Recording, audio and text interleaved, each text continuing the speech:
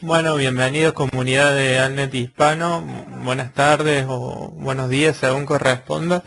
Nos encontramos esta vez para hablar de arquitectura de software y otros temas del desarrollo de software.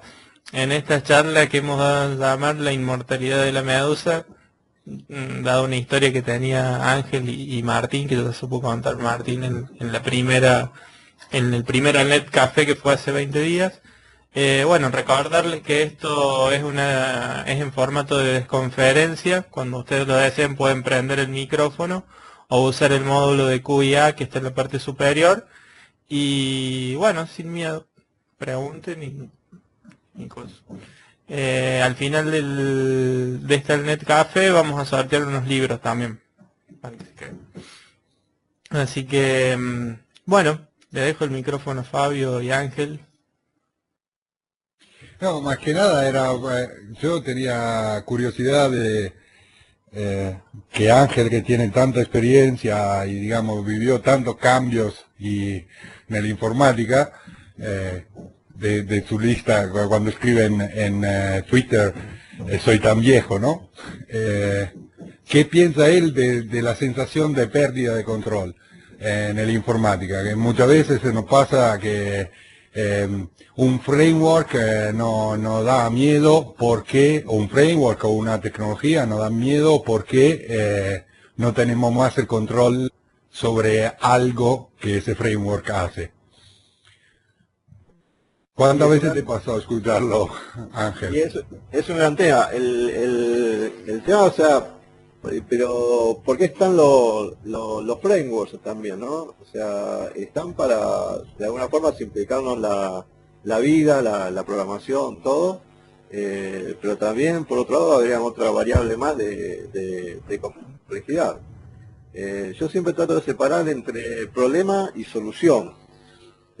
Yo pienso que deberíamos aprender, si nosotros tenemos, por ejemplo, el problema de Object Oriented Mapping, saber que ese es el problema y después hay distintas soluciones. Y nunca hay que olvidar que hay una solución a mano. O sea, por ejemplo, de hacerlo sin framework y después hacerlo con framework cuando vemos que la solución a mano es demasiado compleja, pero haberla entendido primero a mano y después pasar a un framework. Yo pienso que a veces hay una tendencia todavía más en el mundo de Java a lo que yo podría llamar la frameworkitis, o sea, poner un montón de frameworks encima, a lo mejor a un proyecto que todavía no los necesita. Esa me la vendo, esa me la vendo. Esa de la frameworkitis. Sí, o sea, yo veo más en Java, acá en .NET no tanto, pero en Java que es una pila de archivos hard, cualquier cosa que esté armada le ponen de todo y yo digo, para a lo mejor actualizar 5 tablas, ¿no? Digo, Yo lo he visto en un proyecto NET, la primera vez que me llamó una empresa italiana a ver, bueno, estaban empezando un proyecto nuevo, convertían un proyecto NET hecho con LinkU to SQL a Hibernate. Y cuando me lo dieron en mano, el proyecto, me refiero siempre, encontré un framework que se llamaba NCommon y adentro tenía entidades de base, query de base, repository de base, una serie de cosas de parafernalia que la verdad era difícil de entender.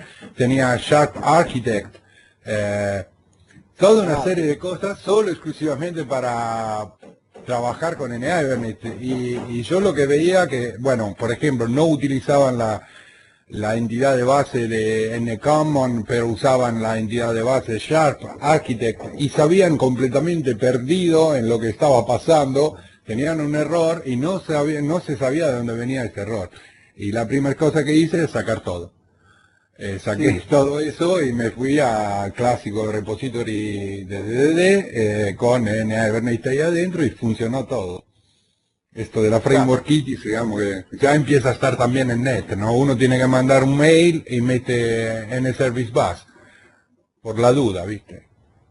claro, yo pienso que primero yo estaba planteando problema y solución, porque a veces la gente va a la solución directamente sin haber, digamos, como se dice acá en Argentina, mamado el problema. O sea, hasta que uno no entiende cuál es el problema del ORM, si uno va directamente a NIBRNet o a IBRNet Java o JPA, hay cosas que creo que no las entiende. Bueno, después supongo que ya sabemos hacerlo manual y pasamos a un framework. El tema del framework es que generalmente también los frameworks lo hacen a su manera. Y de pronto es eso el otro problema que uno se encuentra en el tiempo, de ver que a veces si uno quiere hacerlo de una forma, el framework lo termina haciendo a lo mejor de otra, que a lo mejor lo entendemos o no lo entendemos. Caso típico, el tema de hacer, no sé, los triggers de fetch trigger en alguna parte, o de o de alguna otra cosa que queramos hacer, y que el framework nos lleva, por ejemplo, por lazy en principio, y tenemos que hacerlo de otra forma, que el framework lo tenemos que empezar a entender y ver cuáles son las consecuencias o no de todo eso. Entonces ahí pasa, como puede pasar por ejemplo en IBRNet de Java o en IBRNet, que tenemos que leernos a veces 20 capítulos del framework. O sea, si ustedes ven en el manual del IBRNet de Java son como 20 capítulos, y creo que más o menos son la misma cantidad en el NIBRNet. O sea, el framework también hace sus cosas, a lo mejor nos alivia el tema manual, pero también tenemos que entenderlo después, entender el behavior. Vos, por ejemplo, Fabio, en ese proyecto te anduvo bien con el NIBRNet porque lo entendías, pero si alguien saca los frameworks que había de abajo, pero no entiende el NIBRNet, creo que va a estar igual que antes, no sé. Sí, bueno, no es que lo hice todo yo, ellos estudiaron en Hibernate, etcétera. Yo lo único que hice era que tenían urgencia de encontrar la solución. Lo único que hice fue sacar todos esos frameworks que estaban ahí en el medio, que de verdad era un bug que estaba en Common. Pero bueno, y hay veces que esta framework Kitties, que por cualquier cosa se usa un framework, es un tema. Y bueno, en parte, digamos, son dos cosas que se chocan un poco entre ellas, la framework Kitties y la sensación de pérdida de control, ¿no? Que, digamos, delegar toda la persistencia a un ORM o a mí, últimamente, estos días, pasó que un chico hizo una pregunta en Conform, en el grupo de Conform, y decía, no, a mí todo el automapping, viste, pierdo el control. Y yo creo que es una cosa que se repite en los años, se va repitiendo siempre más, digamos, esta sensación de pérdida de control cuando la tecnología evolve, ¿no? Evoluciona. Claro. Haciendo las cosas siempre más simples del lado del uso. Esto significa que toda una serie de tareas que son pesadas o plumbing code o lo que sea, se infieren o tienen comportamiento de default, que esto muchas veces pasa también porque cuando se hacen los frameworks, se hacen con una determinada flexibilidad que se necesitaba en un determinado momento. En los años hemos aprendido que determinadas cosas es mejor hacerla de una determinada forma, entonces los frameworks empiezan a tener buenos defaults, que yo creo que es una de las características de NIBRNet, que tiene buenos defaults. Entonces, estos defaults son lo que nos asustan un poco, pero también es que si seguimos esos defaults, es probable que tengamos problemas porque surgieron por años de uso, ¿no? Bueno, era una cosa sobre... ¿Quién? ¿Martí? ¿Martín?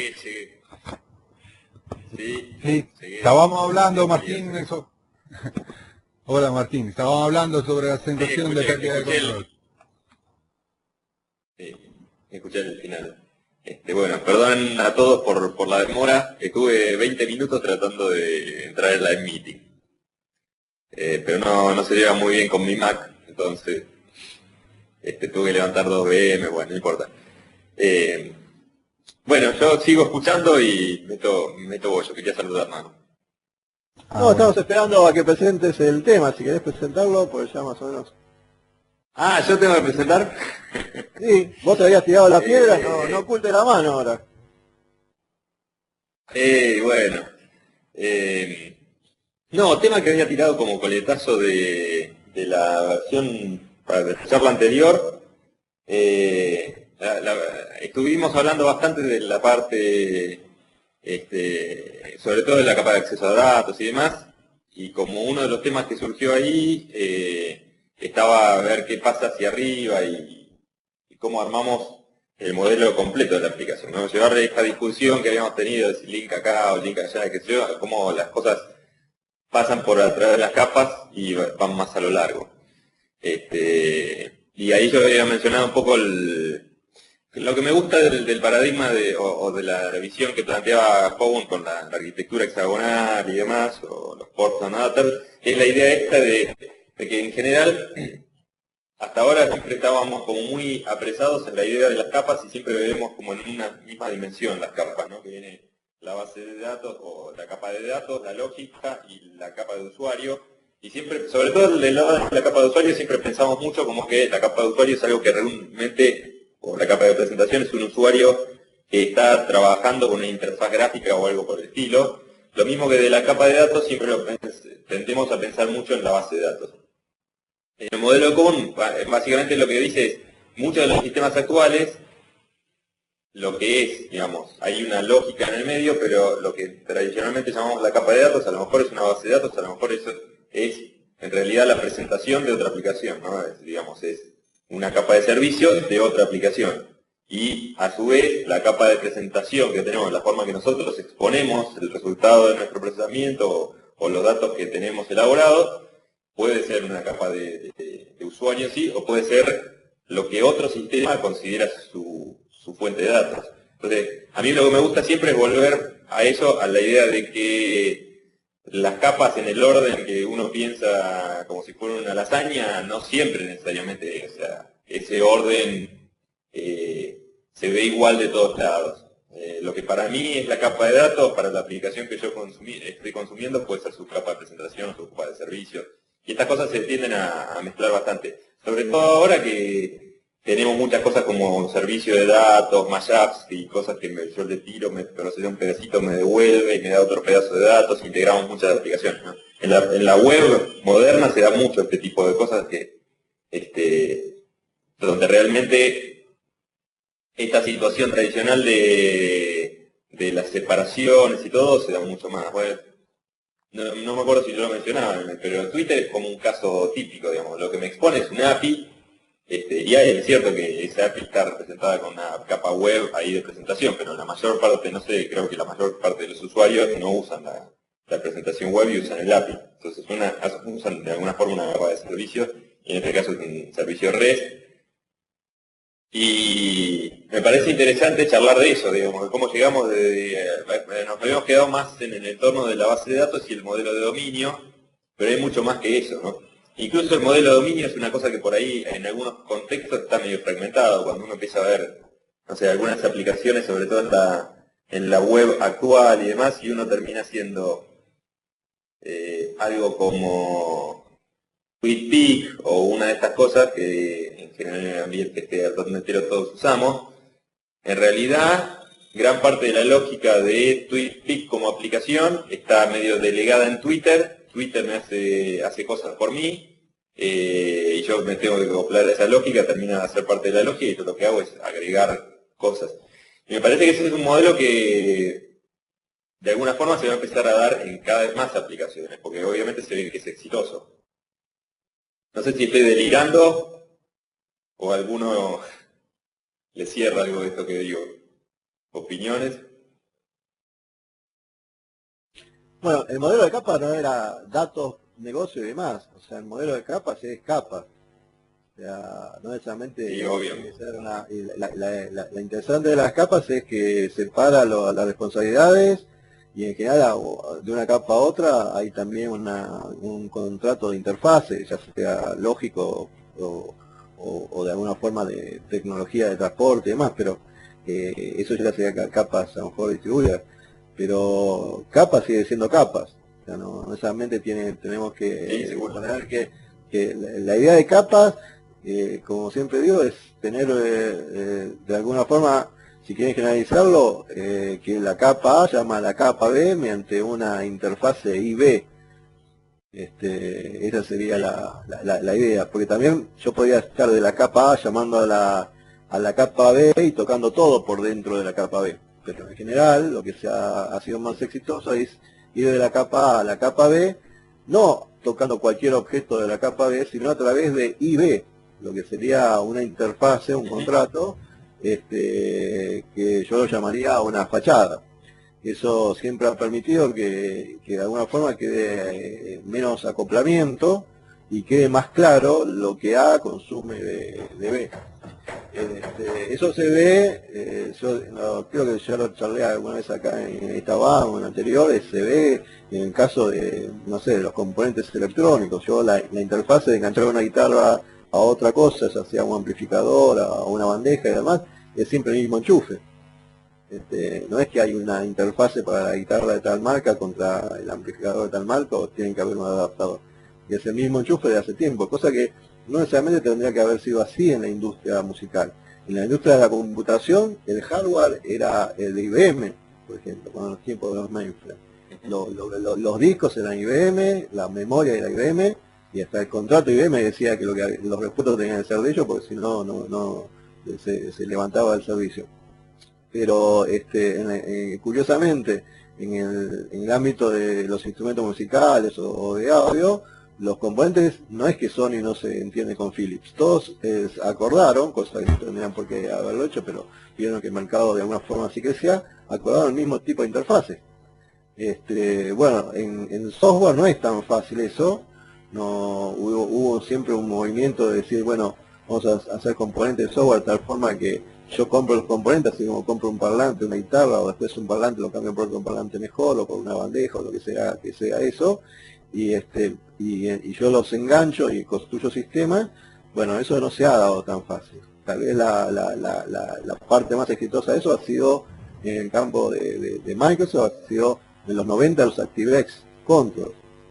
Y hubo todo un mercado donde yo, cada ActiveX Control, yo lo plagueaba en Visual Basic, en Visual C++, o lo que sea, mediante una interfase justamente de ActiveX Control, ¿no? Que era una serie de interfaces COM por abajo, que se autodescribía el componente y yo después lo podía usar, sus propiedades y demás, dentro de un contenedor como podía ser el diseñador de Delphi o de Visual Basic. Bueno, eso es lo que nunca conseguimos con capas, pero de alguna forma... Ángel, o se me cortó a mí el audio. Se te cortó el audio. Ángel no te cayó. A mí también. Sí, no. Y lo que pasa es porque tienen Mac, ¿viste? Tienen Mac. Se quieren hacer los full. Es un tema esto, porque... Se quieren hacer los full. Porque el live meeting es restrictivo, es prejuicioso. No tiene una interfaz común. Sí, debería tenerlo, el problema es el live meeting. Bueno, es interesante, yo casualmente cuando hablaba Ángel, me parecía interesante hacia dónde fue. Yo creo que, digamos, todos sabemos que, y la mayoría, sobre todo los que tenemos unos cuantos años, pasamos por el tema de ActiveX, tenía como una cierta gracia si uno estaba ahí adentro, pero tenía montones de problemas, ¿no?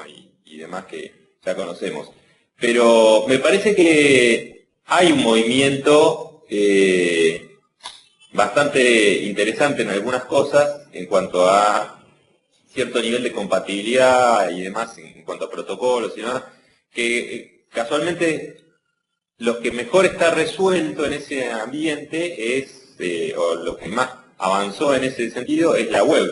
Me parece que por eso la web o todos los servicios sobre Internet tuvieron el desarrollo que tuvieron, y de alguna forma, por el efecto networking, la cosa se potencia cada vez más porque es más fácil meter algo y que si funciona en la web tenga adopción rápida, ¿no?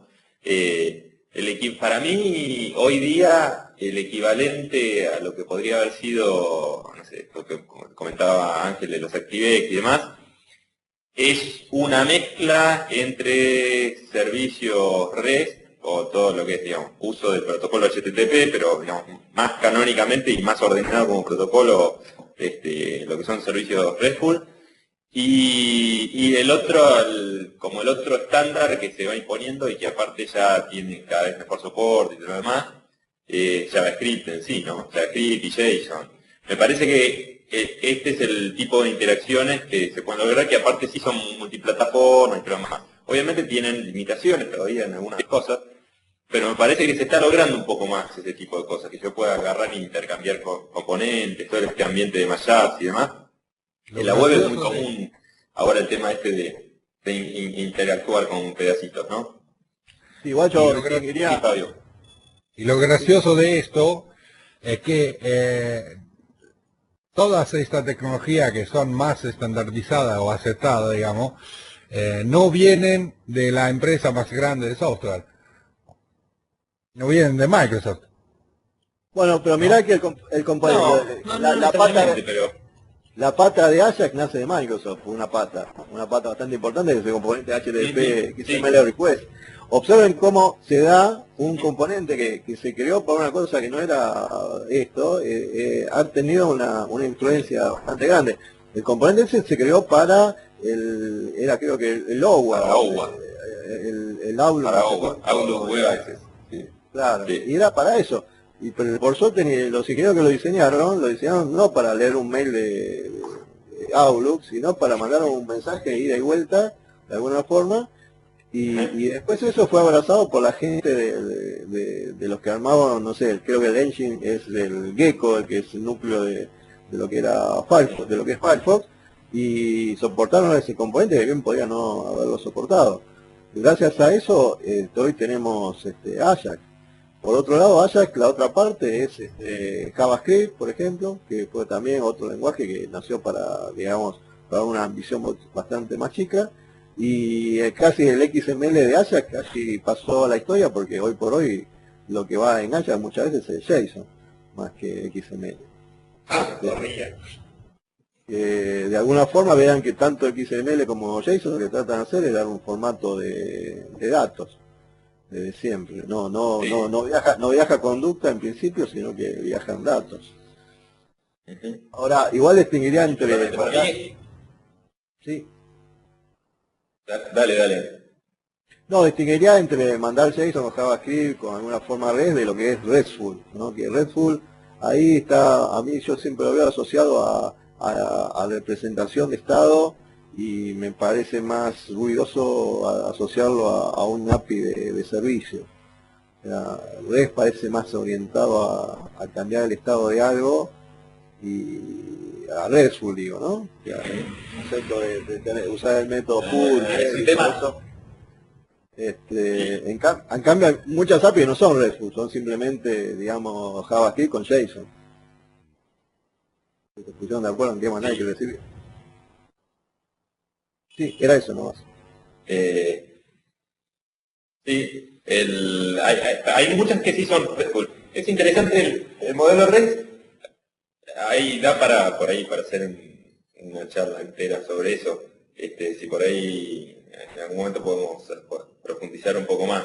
Yo creo que simplemente es una cuestión, digamos, lo primero que parece es que simplemente fuera para mantener el estado y fuera una especie de forma de manejar CRUDs, pero se puede usar tranquilamente. De hecho, bueno, la API por debajo, el API de Twitter, igual que una API más complicada como la de Amazon Web Service y todos los mecanismos de provisionamiento y todo lo demás, es todo RESTful y permite hacer operaciones, digamos. La diferencia es la forma en que hay que modelarlo, digamos, porque uno interactúa con algo que parece, que se muestra como si fuera una entidad o algo que uno actualice y demás. Lo que pasa es que eso puede desencadenar acciones. Hay un tema de modelización. Lo que es RPC, tipo web service y demás, tradicionalmente fue como más intuitivo para hacer ese tipo de cosas, es decir, hago una operación porque yo le puedo poner un verbo como nombre, y en red no es tan ortodoxo ponerlo, pero se puede llegar a hacer. Da para un montón de cosas. Lo que sí, para mí es interesante, volviendo a la discusión, es que sí estamos basándonos en una serie de protocolos que sí son estándar. Son tan estándar que existen desde hace un montón de tiempo, porque REST, todo el modelo REST y demás, ahora tiene como una nueva oleada, pero viene desde el comienzo, y el tipo Roy Fielding, la tesis donde puso el modelo y todo lo demás, la hizo cuando terminó de hacer el protocolo HTTP más o menos, participó en eso, y es del 70, del 80 y algo, 70 y algo, no sé, es una cosa bastante antigua, y lo bueno es que son cosas que se están adaptando, pero que son modelos muy sencillos y que están muy probados. Igual que en el caso de todo el tema de mandar JSON y demás, JavaScript es una cosa que está bastante madura, tiene buen soporte y ya no es algo que tiene que imponerse. Me parece que esa es la gran diferencia, que como decía Fabio, estas cosas que no las genera una gran empresa, sino que salen. Muchas de las cosas estas, en cierta forma, fueron un resultado positivo, como no siempre funciona, de los comités o los consorcios estos, ¿no? Porque sí, detrás del avance de JavaScript, HTTP, HTML y todo lo demás, sí están Microsoft, IBM, Sun y la Fundación Mozilla y todo lo demás, y está ahí siempre en la pelea, ¿no? Y ahora está Google, un montón de estas cosas también empujando, pero me parece que hay un montón de cosas que están moviéndose hacia ese tema. Ahora todo el tema de HTML5, que va más allá de la presentación y tiene otro tipo de servicios, me parece que viene una oleada que trata de finalmente establecer, y hay un poco más de consenso, me parece, para establecer este tipo de estándares que tanto necesitábamos, que no pudieron establecer por completo ni ActiveX, ni COM, ni Corva, ni ninguna de estas cosas, ¿no? Incluso Java, que en su momento era la programación del futuro, ahí se dejó ubicando el maestro, no llegó a ser ubicuo y demás, pero JavaScript sí llegó a ser ubicuo. JavaScript es algo que, más allá de que todavía no veo, aunque yo creo que va a llegar aplicaciones que sean completamente JavaScript de punta a punta, sí, por lo menos está metido casi en todos lados, digamos. Solamente quedan aplicaciones desktop, por ahí todavía Windows, cosas por el estilo, que a lo mejor no tiene JavaScript. Pero es algo que prácticamente cualquier desarrollador ahora, de los últimos 10 años a esta parte, tarde o temprano en algún momento aprendió algo y metió mano en JavaScript. Es algo casi inevitable.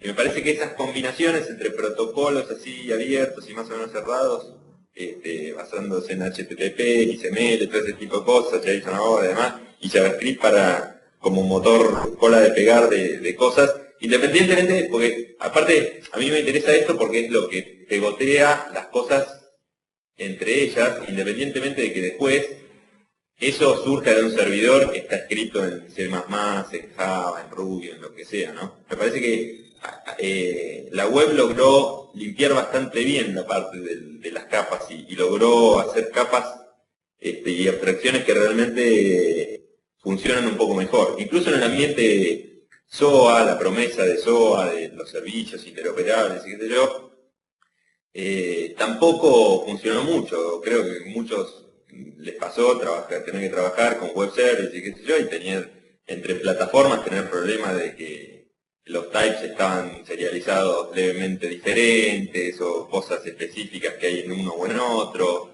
y cosas así que generan problemas de incompatibilidad que supuestamente no deberían haber existido nunca. Bueno, a mí me parece que hay un momento... Dale. Sí, ahí me parece que Web Service es un caso de esos de consorcio, de tratar de crear algo y que realmente se ha ido complicando con el tiempo. Todo el stack de Web Service trata de resolver un montón de temas. Y curiosamente, lo que yo veo ahora con las API de Twitter y de Facebook justamente es que no hay un estándar. O sea, hay estándares en cosas de más abajo, pero en cómo yo me comunico con Facebook, cómo me comunico con Twitter, me lo da Twitter y Facebook. Twitter me dice, mandá tal cosa a tal lado, y Facebook me dice, mandá tal otra cosa a tal lado. Pero no hay un estándar para abajo, y creo que eso ha venido triunfando. Porque si no, si Web Service hubiera triunfado, Twitter hubiera dado una interfaz de Web Service y Facebook hubiera dado una interfaz de Web Service. Esa es una pista que tenemos ahora de que Web Service en realidad es como que lo complicaron tutto.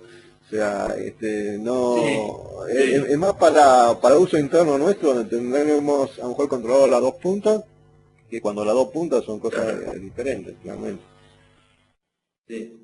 Bueno, es que casualmente para mí, tanto Facebook, Twitter, muchos de estos, la mayoría, es cierto que muchos, si uno los analiza en detalle, no son totalmente RESTful.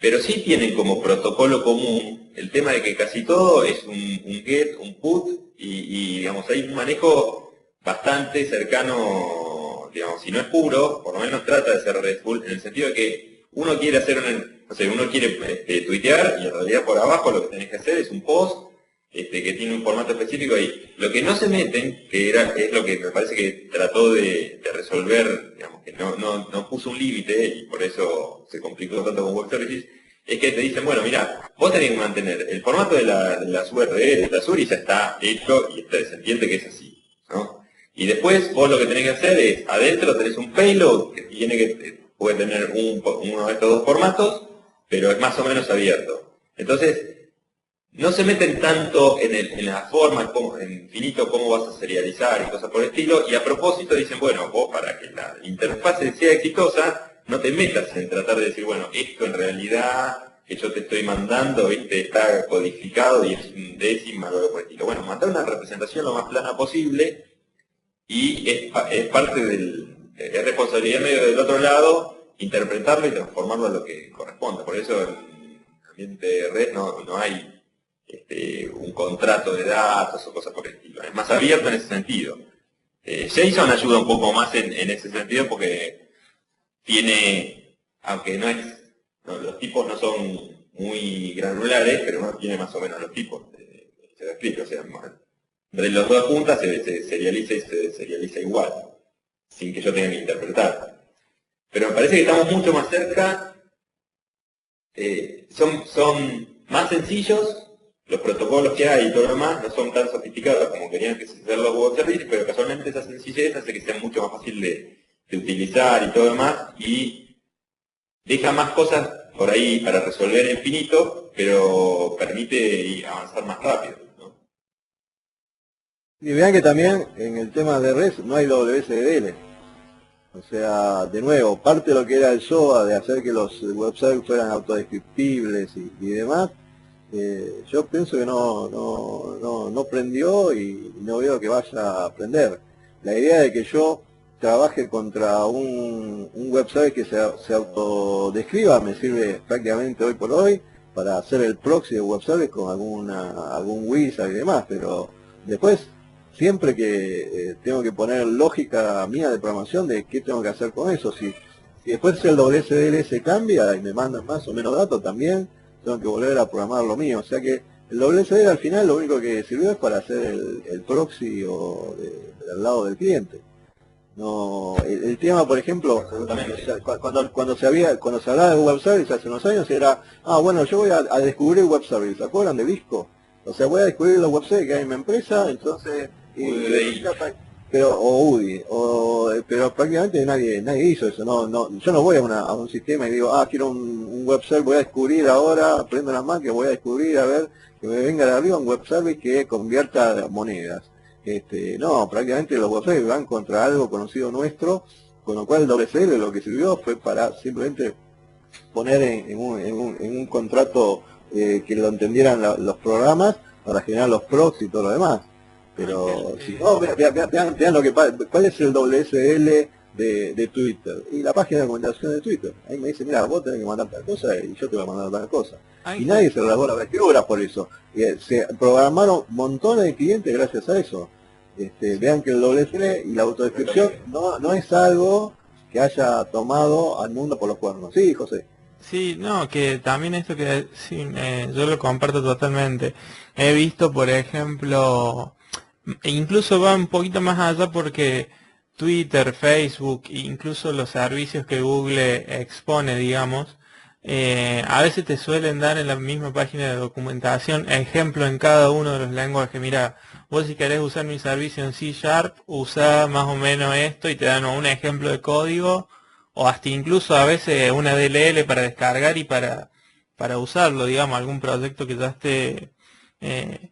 he visto eso, por ejemplo, en Google, el de Contacts, creo, hacen ese tipo de cosas, digamos. O sea, más allá de especificarte lo que tenés que hacer, por ahí te ponen ejemplos en diferentes lenguajes o ese tipo de cosas. O sea, algo que va como totalmente contra los estándares que veníamos escuchando de hace un tiempo con lo de WSDL, que al final eso solamente funcionó en Microsoft, y no sé si en algunas cosas de Java también se vio, pero muy poco me parece. No sé si es así. En realidad sí, la WSDL, SOAP y todo lo demás en el mundo Java es como un dolor constante que está ahí también. El problema es que también se quiso sofisticar tanto que en la mayor parte de los casos no es tan transparente como que yo expongo un servicio y no importa si yo lo expongo en .NET o en Java, los resultados son realmente diferentes. Hay como las plataformas después tienen types muy granulares que son diferentes, la forma en que se realiza no siempre es exactamente igual. Tiene un montón de issues que digamos que del mundo, desde la diferencia que es del lado de REST, primero tenés el concepto, o sea, el principio de la interfaz uniforme. Que la interfaz uniforme tenés estos verbos que son los de HTTP y tenés el payload y tenés los headers. Y se acabó. Entonces, ya uno pone una expectativa diferente. Dice, bueno, pero ¿cómo hago si te quiero mandar una fecha? No sé, vos mándamela y yo me arreglo cómo la convierto en una fecha de nuevo. JSON facilita un poco todo eso porque yo sé que una cosa que puse como una fecha sale como una fecha cuando yo agarro el JSON y lo serializo en JavaScript, por lo menos, ¿no? Pero como es mucho más estándar, es cierto, bajo todo el común denominador, no tengo montones de tipos de datos numéricos diferentes, porque en JSON no existen, entonces, pero no tengo el problema de si un decimal o un float o cosas por el estilo pasa o no igual entre plataformas. Eso me parece que impactó mucho y de hecho me parece que está pasando acá todavía, bueno, depende del tipo de organizaciones, está entrando más lento, pero está empezando el modelo de red está empezando a penetrar a nivel corporativo también y a nivel de aplicaciones más grandes. Justo ahora estamos en un proyecto metidos ahí, con Ángel estamos jugando un poquito con eso, estamos en Java otra vez, y independientemente que obviamente uno tiene que interactuar con otras cosas y por ahora con la realidad es que hay un montón de servicios que uno va a tener que consumir que son por ahí servicios SOAP o colas, mensajes, cosas por el estilo, uno puede usar cada vez más para algunas cosas, es muy útil el modelo, digamos, RESTful. Y me parece que en cierta forma está, digamos, esa simplicidad va a permitir que esté un poquito como protocolo de estas cosas. Por eso casi todas estas interfaces nuevas están así. Después, el hecho de que sea cada vez más común que Google o Facebook y demás tenga en algún lado una lista de APIs ya directamente en lenguajes nativos, en Python, en C#, en Java, cosas por el estilo, para que uno use directamente a más alto nivel y no tenga que hacer la manipulación del HTTP a nivel bajito, es porque es muy fácil de hacerlo, digamos.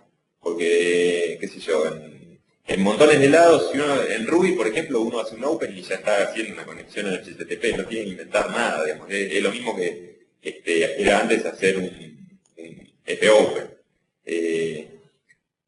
Entonces, ese nivel de sencillez hace que sea muy fácil construir APIs arriba y demás. Y creo que tiene que ver, es para otra vuelta también, pero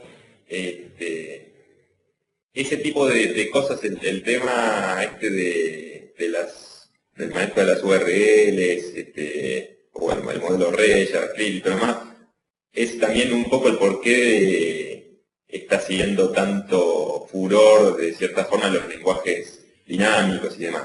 Cuando uno empieza a consumir muchos servicios de este tipo y se da cuenta que para agarrar y pegarle, no sé, a un servicio RESTful y hacerlo eficiente con muchas funcionalidades de C# o de Java sin usar elementos dinámicos, digamos, tradicionalmente, ¿no? Uno tenía que agarrar y pegarle a cosas y después para dejarlo optimizado, en vez de hacer cada cosa en su lado, tenía que agarrar y con reflection generar proxies y todo lo demás para dejar algo, una interfaz más o menos armada, es un dolor. En cambio en Ruby, igual que en JavaScript y demás, o en Python, es muy fácil generar, decir, bueno, yo le pego a esto, veo las cosas que tiene y genero, descubro ciertos patrones y voy dejando generado formas de acceso directo. Es más rápido construir en ese contexto. Hay toda una relación en todo este tipo de tendencias, sí, ¿no? Sí, digamos que los strongly typed, cuando se empiezan a hacer cosas de este estilo, tiene un costo alto, que es lo que hay que replicar todas las interfaces, hay que replicar una barbaridad de cosas, mientras que con lenguajes dinámicos, si sabes lo que te da la otra parte, los datos que te da, es más fácil. Totalmente. Y la única contra que tiene es la inteligencia, me parece. Sí, pero son cosas que por ahí van... Sí, no tiene mucha importancia respecto cuestión de tiempo, digamos. Respecto a la cantidad de trabajo que hay que hacer para hacer los strong typed, digamos que es mucho mejor utilizar el Claro, lenguaje. ese es el tema que pasa. En ese sentido, sí, hay cosas, por ese lado, bueno, nos metimos un poco en el lenguaje dinámico, pero bueno, me parece que la idea de esto es derivar para donde salga. Pero en ese sentido sí tiene parte de esa practicidad que pasa también con la parte de cuando uno habla con la base de datos, ¿no? Cuando uno habla con algo que después se tiene que ir adaptando sobre la marcha, también es mucho más fácil que en el mundo de Ruby, Active Record, todo ese tipo de cosas. Los ORM, si vos querés agarrar y decir, bueno, voy a agarrar esto y voy a mapear, voy a cambiar por completo para generar un modelo de dominio muy diferente, es otra cosa. Pero cuando vos querés usar, que en muchos casos sucede, que decís, bueno, yo lo que quiero en estos casos es pegarle y traerme lo que sea y demás, no hace falta ORM en la mayor parte de estos lenguajes. Vos agarrás y generás una clase que representa así. Tiene un mapping 1 a 1, o es mucho más fácil generar, con un poquito de código, generar un mapping básico, si uno no tiene que hacer grandes transformaciones. Me parece que para el tipo tiene que ver con la velocidad de cambio y la cantidad de variantes que tienen las cosas ahora. Ya las cosas no son tan preestablecidas y demás. Incluso en el modelo SOA, la WSDL, como decía Ángel, que me servía para armar los proxies y todo lo demás, a pesar de que yo después tenía un montón de temas de versionamiento, pero tenía una idea de que bueno, entonces yo le voy a agarrar la WSDL, genero el proxy, lo dejo ahí y ya lo tengo tipado, qué sé yo. Porque se suponía que iba a tardar mucho en cambiar la versión del servicio, digamos, ¿no? La interfaz del servicio. Y si cambia, tengo que regenerar el proxy. Ahora, si yo me quiero adaptar a algo que ya sé que va a ir cambiando y evolucionando permanentemente, es un dolor el tema de generar proxies así, porque implica agarrar o regenerarlo, recompilarlo, cargar de nuevo, buscar un mecanismo de refresco, ¿no?, de ese código. Es un poco la cosa. Bueno, por algo viene la irrupción de Dynamic en C# también, en .NET bastante fuerte y demás. Hay muchos escenarios donde paga mucho ese dinamismo, esa capacidad de adaptación. Lo por mí sigan, estaba buscando... Y en ese proyecto que mencionaste, perdón, pero está ahí AJ Genesis aprendiendo Java, JSON y todo lo demás. ¡Esa! Del mismo modelo, no podía perderse. cambiamos toda la tecnología y sí, igual. Y si el día de mañana aparece una cosa nueva, Sí. se lo hacemos a enseñar a J Genesis, sí, igual. Perdón, no, el pasaje Absolutamente. del aviso comercial, digamos. Absolutamente. No podíamos dejar de pasar el aviso. Sí. A ver, estaba mirando acá algunas de las cosas que habíamos puesto en el foro. Creo que era Edgar Ramos, puede ser, que no sé si está. Tenemos un Edgar. Que había comentado que le parecía que le interesaba el tema, qué sé yo, y mencionaba en un momento en la lista el tema de eventualmente mostrar código y demás. Personalmente, yo no le contesté ahí en la lista, pero me quedó picando. Me parece que para este formato así al Netcafé, me gustaba más la idea de charlar y algunas cosas de estas y hacerlas hablados, pero sí eventualmente de alguna de las cosas que salgan, podríamos hacer una van o algún otro tipo de reunión así y mostrar código de alguna de estas ideas según lo que vayamos viendo. Lo que sí me parece interesante, que por ahí podemos compartir, pero así oralmente, es este tema de cómo definimos en distintos casos qué tipo de cosas usamos, ¿no? Más que el código, me parece que a mí lo que me interesa en estas charlas es definir por qué usamos por ejemplo, un ORM y por qué usamos, por la discusión, por ejemplo, que había arrancado esto de si tengo el ORM y por qué usaría, por ejemplo, que me devuelva entidades que son equerables para queryarlas arriba, o por qué usaría, digamos, el link desde arriba, desde la lógica de negocio, empezar a charlar de ese tipo de cosas y en qué contextos, ¿no? Porque también en algún momento también nos quedamos ahí en una discusión como que hay cosas que sí y hay cosas que no, pero depende siempre del contexto. Yo había empezado a hablar un cachito vez pasada del tema de los atributos de calidad y todo lo demás, que para mí es algo que ayuda a tratar de definir ese contexto y a tratar de justificar y tomar alguna de esas decisiones, ¿no? Ahora en el proyecto que estamos haciendo con Ángel estamos armando una matriz de atributos de calidad que en base a eso nos está, digamos, resultando un poco más fácil el tema de decidir, por ejemplo, si usamos red, no usamos red, o si usamos, qué sé yo, JSON, no JSON, o qué tipo de cosas hacemos, qué test hacemos, dónde los hacemos, porque ese tipo de cosas tienen que quedar justificadas con algo. Si no hay ninguna información de contexto o no hay algún constraint específico, algo que tengamos que responder en algún sentido, y podemos decidir las cosas por nuestra experiencia, por gusto, se puede hacer, pero está bueno que quede ahí, que no hay nada de contexto, ¿no? En ese sentido, por ejemplo, lo que yo trato de armar, que estamos armando ahora, que nos sirve también para entender bien el problema, por fuera de lo que es la parte netamente funcional, la parte de los atributos no funcionales, es, bueno, una matriz donde tenemos, qué sé yo tengo acá, estoy revisando la que estamos armando, ahí tengo, por ejemplo, como atributos de calidad, tengo una lista, una especie de planillita, donde tengo, por ejemplo, capacidad de soporte o soportabilidad, digamos, ¿no?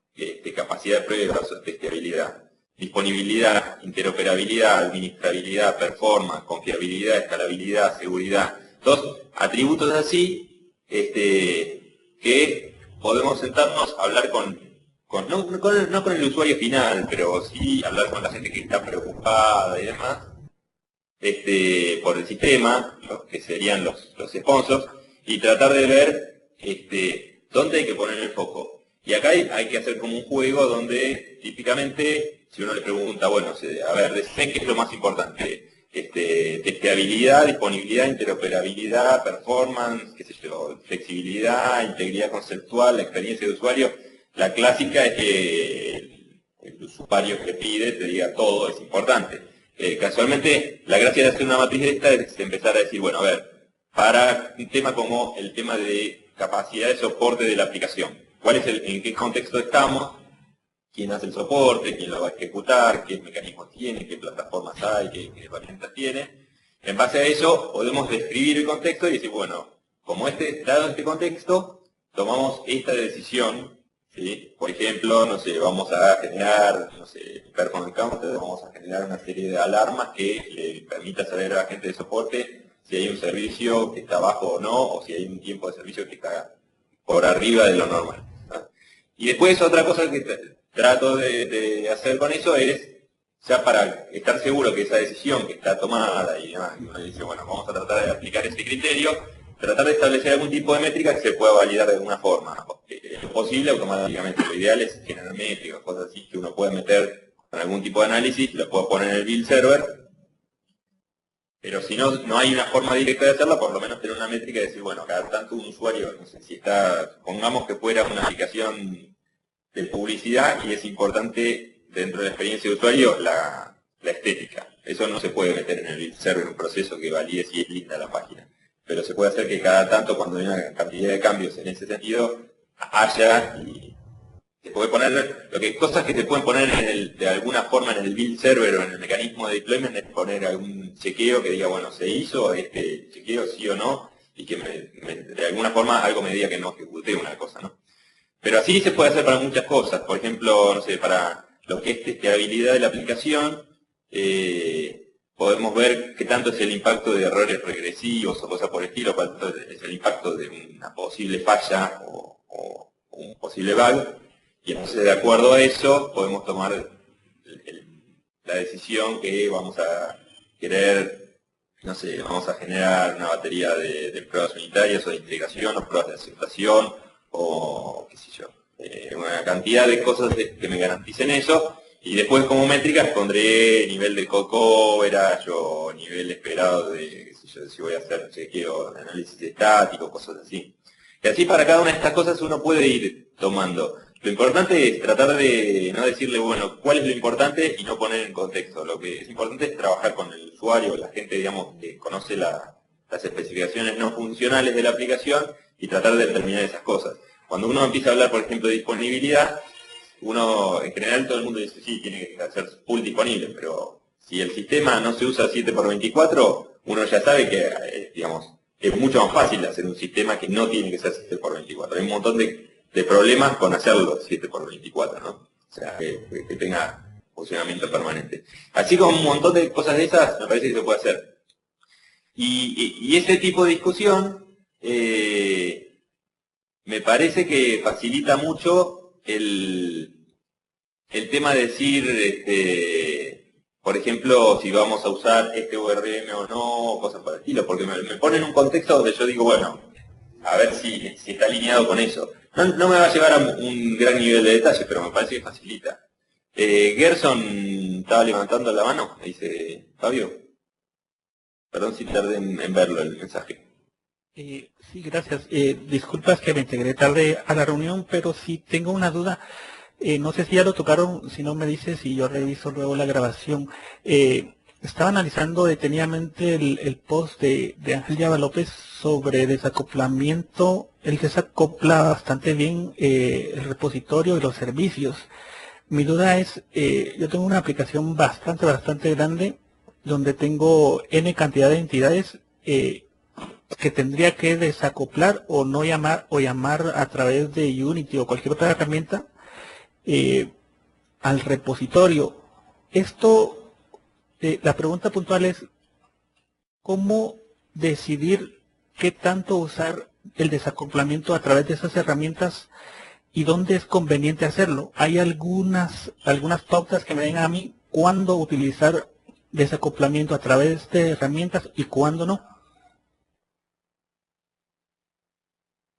Desde mi punto de vista, este tipo de decisiones más finas, digamos, que te ayudan a tener una matriz de calidad como esta con una serie de cosas. Porque, por ejemplo, hay un montón de cosas que uno podría decir desde el punto de vista purista, decir, sí, no, lo ideal es tener un container de inyección de dependencias y tener todo totalmente desacoplado y demás. Y es cierto que desde el punto de vista nuestro muchas veces nos parece que es lo mejor, pero a veces hay que tener en cuenta que si uno se pone a analizar cuál es el contexto de mantenibilidad y de flexibilidad que quiere hacia futuro, puede ser, por ejemplo, que se encuentre con que la gente que va a hacer mantenimiento y demás no tiene ciertos conocimientos. Entonces, es cierto que es, digamos, usar herramientas o algún framework, algún container que tiene una interfaz relativamente compleja o que no es muy común para gente que no está acostumbrada, puede ser un problema, pero no usarlo puede generar también, digamos, dejar cosas acopladas y demás, puede ser una pesadilla de mantenimiento a futuro. Pero no, lo que puede hacer es decir, bueno, entonces sí vamos a llegar a un compromiso, vamos a usar un container o vamos a buscar un mecanismo de desacoplamiento, pero lo que sí vamos a hacer es tratar de hacer foco, por ejemplo, en capacitar al equipo de desarrollo que va a tener mantenimiento hacia adelante, dejar una serie de documentaciones, recomendaciones y demás, como para que lo puedan manejar. Porque uno de los problemas es usar técnicas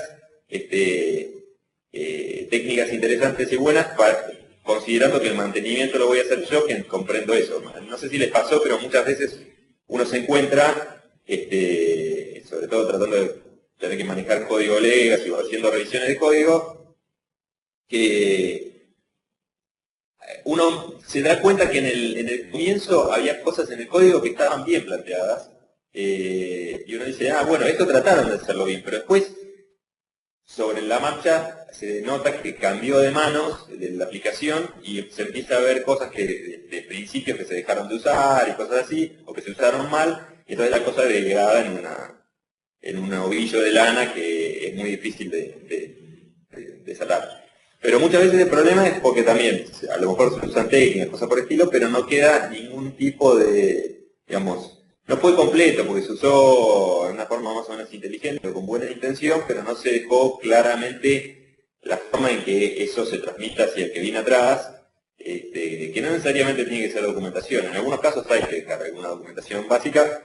Creo que la mayoría saben que yo no soy un gran amigo de la documentación, así como cosa estricta, pero a veces es cuestión de dejar un mínimo de documentación metida en el código mismo, dejar claramente el código como para el que venga atrás no tenga que ser demasiado incisivo para encontrar el criterio con el que se hicieron algunas cosas.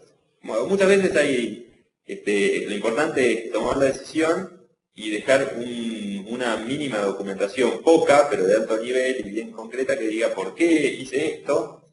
Ese tipo de cosas sirven los atributos de calidad y demás. Es decir, bueno, ¿por qué hice esto? Y en base a que uno lea por qué hice esto. Si la documentación de arquitectura, qué sé yo, es un libro de 27, no sé, de 300 páginas, lo más probable es que nadie que venga a hacer mantenimiento lo lea. Pero si hay un documento de arquitectura de 10 páginas o algo por el estilo que describe todas las consideraciones generales,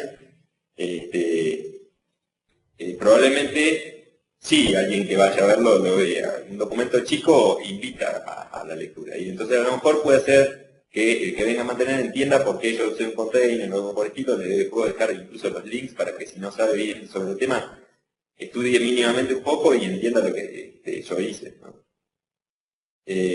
Pero después, ¿hasta cuánto hay que desacoplarlo? ¿Cuánto no? Si tenés una aplicación muy compleja específicamente, el desacoplarlo tiene muchas cosas. Por un lado es más fácil de cambiar en algunos contextos o de reusar cosas, y por otro te va a permitir hacer que cada cosa sea más testeable. Y si tenés lógica muy compleja, el poder dejar muchas más pruebas automatizadas, sobre todo pruebas unitarias donde donde puedas ir bien en concreto y no arrastrarte todas las dependencias, te va a permitir también dejar algo más mantenible a futuro, porque las pruebas te ayudan a validar cuando vas a hacer cambios, ¿no?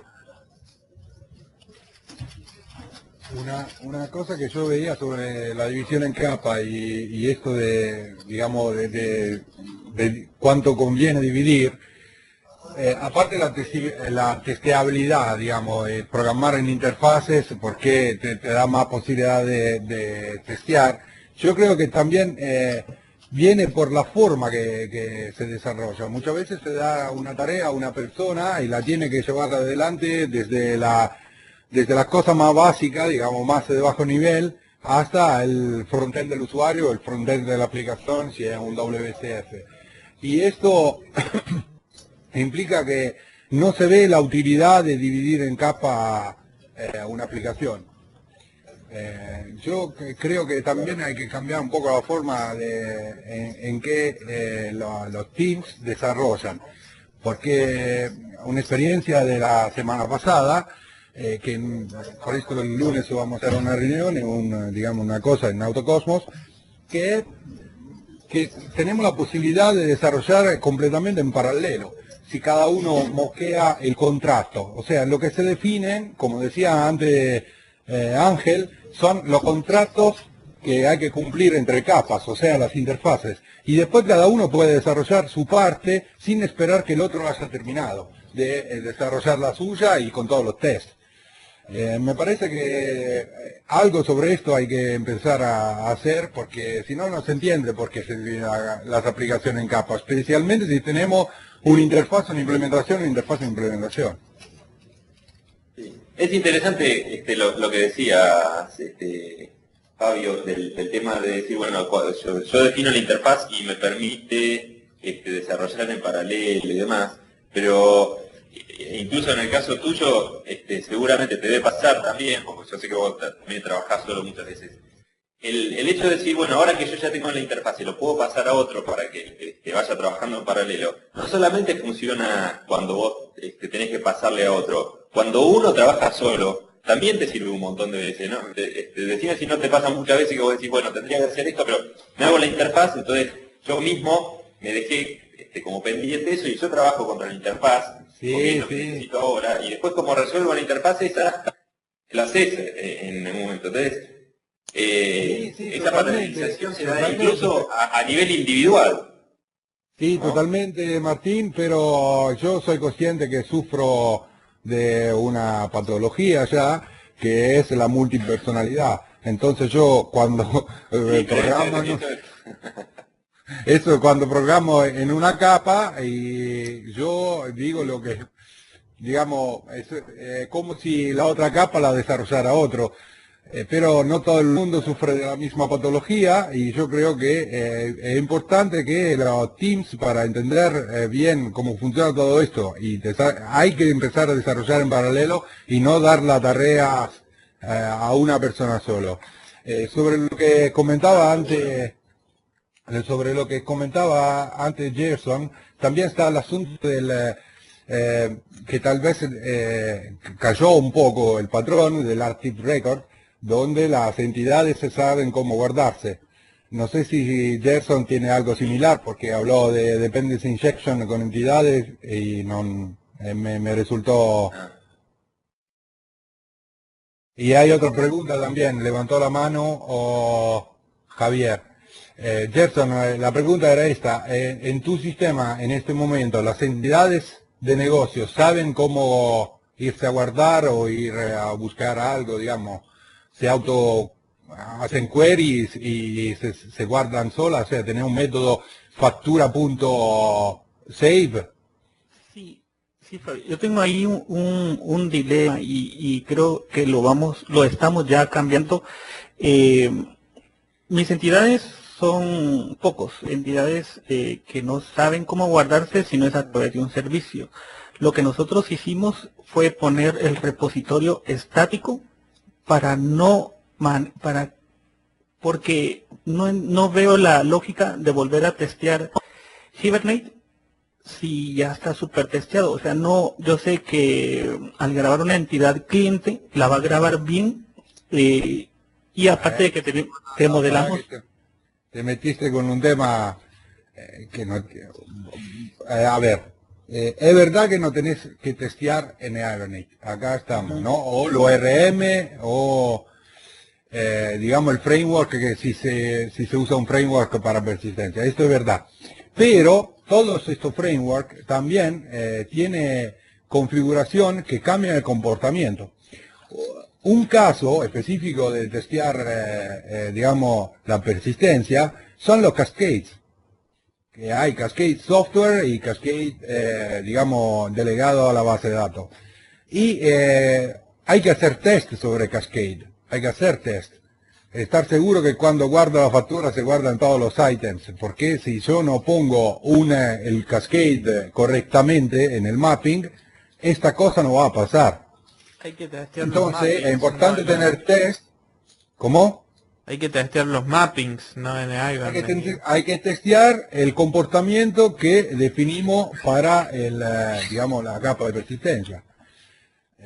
Esto sí hay que testearlo. Aparte todos los queries, ¿no? Aparte todos los queries. Un query hay que testearlo. ¿Cómo se va a saber si te retorna a los valores? Para mí igual, a ver, ahí salió otro tema interesante, que es que muchas veces aparece, que es la diferencia un poco entre lo que son las pruebas unitarias y las pruebas de integración. Para mí esas pruebas de probar los mappings, probar, digamos, eso que realmente va y le pega a los RM, le pega a la base de datos eventualmente para ver el query, ver el plan de ejecución o medir la performance. Para mí toda una serie de cosas de esas, todo eso va como test de integración. De hecho, ese tipo de cosas, en general, yo la mayor parte de las cosas de integración la dejo en un build, digamos, en un profile, que lo hace el build nocturno o se ejecuta fuera de línea, no se ejecuta en forma continua con cada check-in.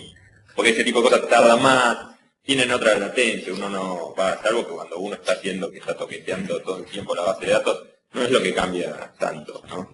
Sí, pero seguro, sí, seguro, Martín, pero... hay que probarlo. Martín. O sea, Sí. seguro lo que decís, pero yo te digo que he visto, viste, moqueo de repository, que está todo bien, y ahí terminaban las pruebas. Y después cuando se pega, o Claro. en lugar de hacer moqueo de repository, se utilizaba SQLite. Y después cuando se pegaba contra Oracle o SQL Server, las cosas no funcionaban. O sea, es importante, lo que decís es totalmente verdadero, pero esto no Importante significa... las dos cosas. Esto no significa que los test de integración que vayan de verdad a base de datos no hay que hacerlo. Obviamente, Sí, hay que obviamente. hacer, totalmente. Y estos test son, los test de integración, estaría bien hacerlo solo en la capa que necesita estos test. O sea, no es que voy a hacer los test de los servicios que están en una capa más alta, con la integración con los repositorios que están integrados con la base de datos, porque si no, acá no vamos a morir esperando que se termine el test. O sea, cuando una capa ya está testeada y es comprobado que anda, ya está. Por eso yo, digamos, sufro bastante cuando hago los test de integración de persistencia y gozo una barbaridad cuando empiezo a subir de capa, porque ahí puedo utilizar mock, puedo utilizar otra cosa, entonces puede tener 1000 tests que hace run en 20 segundos.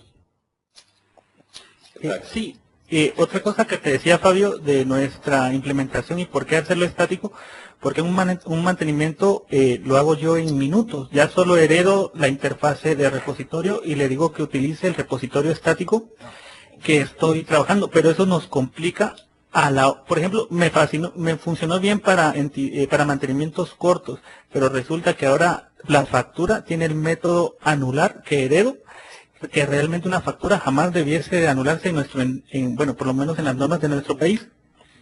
Y creo que lo vamos a cambiar, pero aún no he encontrado la forma de que nos dé todas las ventajas, de solo heredar el estático sin que nos complique tanto el código y sin a mí afectar el performance. Bueno, estático, si te referís a static, el problema ahí que vas a tener es otro. Y yo creo que el método anular no es un método de repository, correcto, Ángel. Es un método de servicio, de la API de tu aplicación, no del repository. El repository tendrá delete, remove, tal vez, pero no anular. Anular es del negocio. ¿No? Sí, lo que pasa es que como... Ángel, una pregunta, Ángel, que sobre los servicios y lo que tiene que exponer, dijo algunas cosas muy importantes la otra vez. Sí, ahora no sé acá qué querías decir con respecto a anular. Sí, te escucho. Sí, el anular está en servicios, pero lo que te digo es que como yo heredo el repositorio y eso trae agregar, eliminar, consultar y modificar, yo estoy heredando también el método para facturación de eliminar y ese método no lo quiero heredar. Entonces resulta Pero que en ahora el servicio, no entendí, en el servicio no es repository. en el servicio tiene ¿Heredo de un repository el servicio? heredo los métodos del repositorio, sí. Ah, entonces ahí te dejo, Ángel. Claro, el repositorio tendría que ser un ayudante, ¿no? El servicio heredado del repositorio. O sea, no sé si entendí que el servicio le daba al repositorio, ¿es así? Sí. Claro, yo lo plantearía además como que el servicio consume a un repositorio, o sea, no que hereda. Con lo cual el servicio, si querés hasta poder hacer un servicio base, que herede pero el repositorio es como una cosa más, un ayudante, algo que está ahí al costado, el compañero, el Generalmente site. eso se da por composición, claro. Claro, por eso Hola. hola, sí. No, está, perdón. ¿Es ahí? Ángel, disculpa, te interrumpí.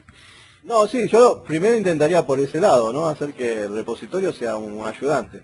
Entonces ya no está justamente el problema de la herencia. Una cosa es el eliminar o el anular del servicio, y otra cosa es lo que hace el repositorio, que hará las 4 operaciones CRUD o lo que sea que tenga que hacer el repositorio. Pero ya serían dos cosas separadas, porque incluso son como, tienen dos responsabilidades separadas. Y creo que no pierdes mucho, porque no seguís usando el mismo repositorio, no sé, estático, lo que quieras tener, simplemente el servicio hace su parte y el repositorio hace la suya. No sé. En este contexto, algo que yo haría, desde este punto de vista, es que... levanta la mano, si Sí, queremos... tenemos unas manitos acá. Tenía una sola cosa para la duda de Jefferson, que es, digamos, si de todos modos, suponete que vos tuvieras, como decía Ángel, tuvieras una especie de servicio base que tiene unos métodos, algo por estilo, para interactuar con el repositorio, aunque el repositorio esté por composición, y vos dijeras, bueno, en el 99% de los casos necesito borrar cosas, entonces lo tengo. Lo que tendrías que hacer es en el servicio de la factura, que si por un tema legal no se puede borrar, es simplemente ahí en el servicio, ahí tirar una excepción. Yo creo que también hay Okay. que ver, porque hay veces que se acoplan las interfaces con la implementación. Se acoplan en el sentido que la interfaz es uno a uno con la implementación. Busco la forma de interpretar, si me equivoco, corregime Ángel, lo que decía Ángel y lo que dijo también la otra vez, ¿no? La interfaz es nuestra API, entonces, la API de nuestro negocio. Entonces, en la interfaz de la factura, podés tener un método anular, ¿no? En la clase de base que utiliza para el servicio, no, discúlpame, en la clase de base para el servicio tenés un método que es delete, ¿sí? Pero, y esto lo heredás en la implementación del servicio que tiene que ver con, qué sé yo, emisión de factura, ¿sí? Pero no vas a tener nunca en la interfaz el método anular. Entonces, quien consume tu interfaz jamás puede anular, aunque en la implementación exista un método para hacer el delete. Es importante que la frase que dijo la otra vez Ángel me pareció espectacular para resumir lo que es un servicio. Es la API de tu negocio, de tu aplicación. Entonces, el servicio se exprime siempre en interfaces. Entonces, ahí mete todas las interfaces de lo que se puede hacer. Después la implementación es otra cosa. Si utilizás una implementación de base para un servicio que ya tenga los métodos de CRUD, es otra cosa, pero esto nos exponen, ¿no? Nos exponen por todos lados. Entonces hay que tener cuidado en dividir bien, separar bien lo que es la interfaz de lo que puede ser la implementación. Jamás lo van a usar si la interfaz no lo expone, esto es.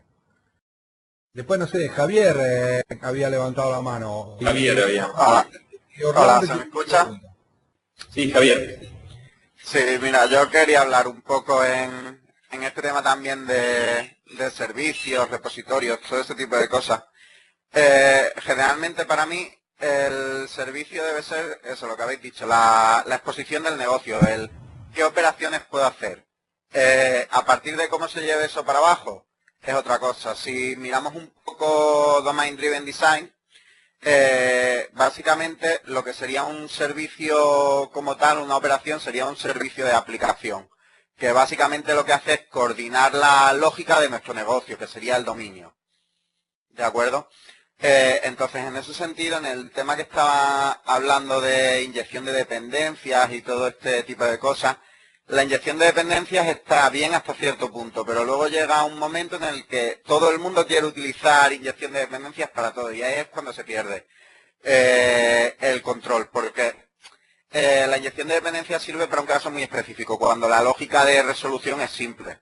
En el sentido de, por ejemplo, yo necesito un servicio de seguridad, necesito un servicio para mandar un correo electrónico, pero solo voy a necesitar un determinado tipo, por así decirlo. Cuando tienes, ¿cómo decirlo? Una lógica más complicada a la hora de decidir, por ejemplo, si creo una clase de un tipo o creo una clase de otro tipo en base a una especificación de negocio, ahí ciertamente hay que volver a los patrones viejos. O sea, la inyección de dependencias está muy bien, pero en tu dominio donde hay lógica compleja, las factory siguen siendo perfectamente válidas, claro, siempre y cuando no te aten a algo específico de la tecnología, como por ejemplo, yo para un repositorio sí utilizaría inyección de dependencias para hacer todo el cableado del sistema, por así decirlo, pero lo que es para mi lógica de negocio, yo quiero tener mucho más control y no tener un componente ahí que me está quitando mucha capacidad en cierto modo de decisión, no sé cómo lo veis. Sí, un caso que conversaba el otro día es, por ejemplo, en el servicio de pronto hay un dentro de nuestro dominio hay un servicio de cálculo de retención de impuestos sobre una factura. Pero dependiendo si la factura es de Argentina o de Uruguay o de otro país, el servicio que yo necesito de cálculo de impuestos es distinto. Entonces creo que ahí es lo que apuntabas, ¿no? Del tema de que generalmente los inyectores de dependencia apuntan a te voy a dar tal servicio de cálculo de impuestos, pero no te lo voy a dar condicional, no te lo voy a dar con, no puedo decir tan fácil, mirá, si para esta factura es de Uruguay, necesito el cálculo de retención de impuestos de Uruguay, mientras que si es de Chile, necesito otro servicio, ¿no? Creo que ahí exactamente. Y no solo eso, sino que eso es un caso simple, eso digamos hasta todavía se puede manejar con un inyector de dependencias, pero ¿realmente quieres hacer eso? Porque para ti lo que te interesa realmente es poder decir, si yo mañana tengo que cambiar eso por una lógica más compleja, por ejemplo, impuestos de mi región o cosas de ese estilo, ganas al principio pero pierdes a la larga. Que son decisiones que hay que mirar con bastante cuidado. Que eso también viene al tema de que muchas veces las interfaces que definimos, y pasa sobre todo mucho con la capa de persistencia cuando utilizamos muchas veces Entity Framework o en Hibernate, ¿vale? Que digamos que tenemos una sesión y un contexto. Muchas veces en nuestro repositorio exponemos un método attach y eso es claramente viene de la implementación, de la implementación con la que lo vamos a hacer debajo. Entonces, ahí también hay que hacer un trade-off. Lo difícil de implementar una interfaz, por así decirlo, no es hacer que los nombres de los parámetros cuadren, sino hacer que los distintos protocolos, los que tiene uno en la cabeza para su aplicación y los que tiene, digamos, el framework cuadren. Porque básicamente un framework tipo 1RM básicamente lo que hace es ofrece una solución general, pero toma una serie de decisiones que tú ya no puedes tomar. Entonces eso era lo que se hablaba un poco al principio también de pérdida de control. ya. Sí, por eso, por esas cosas Para mí,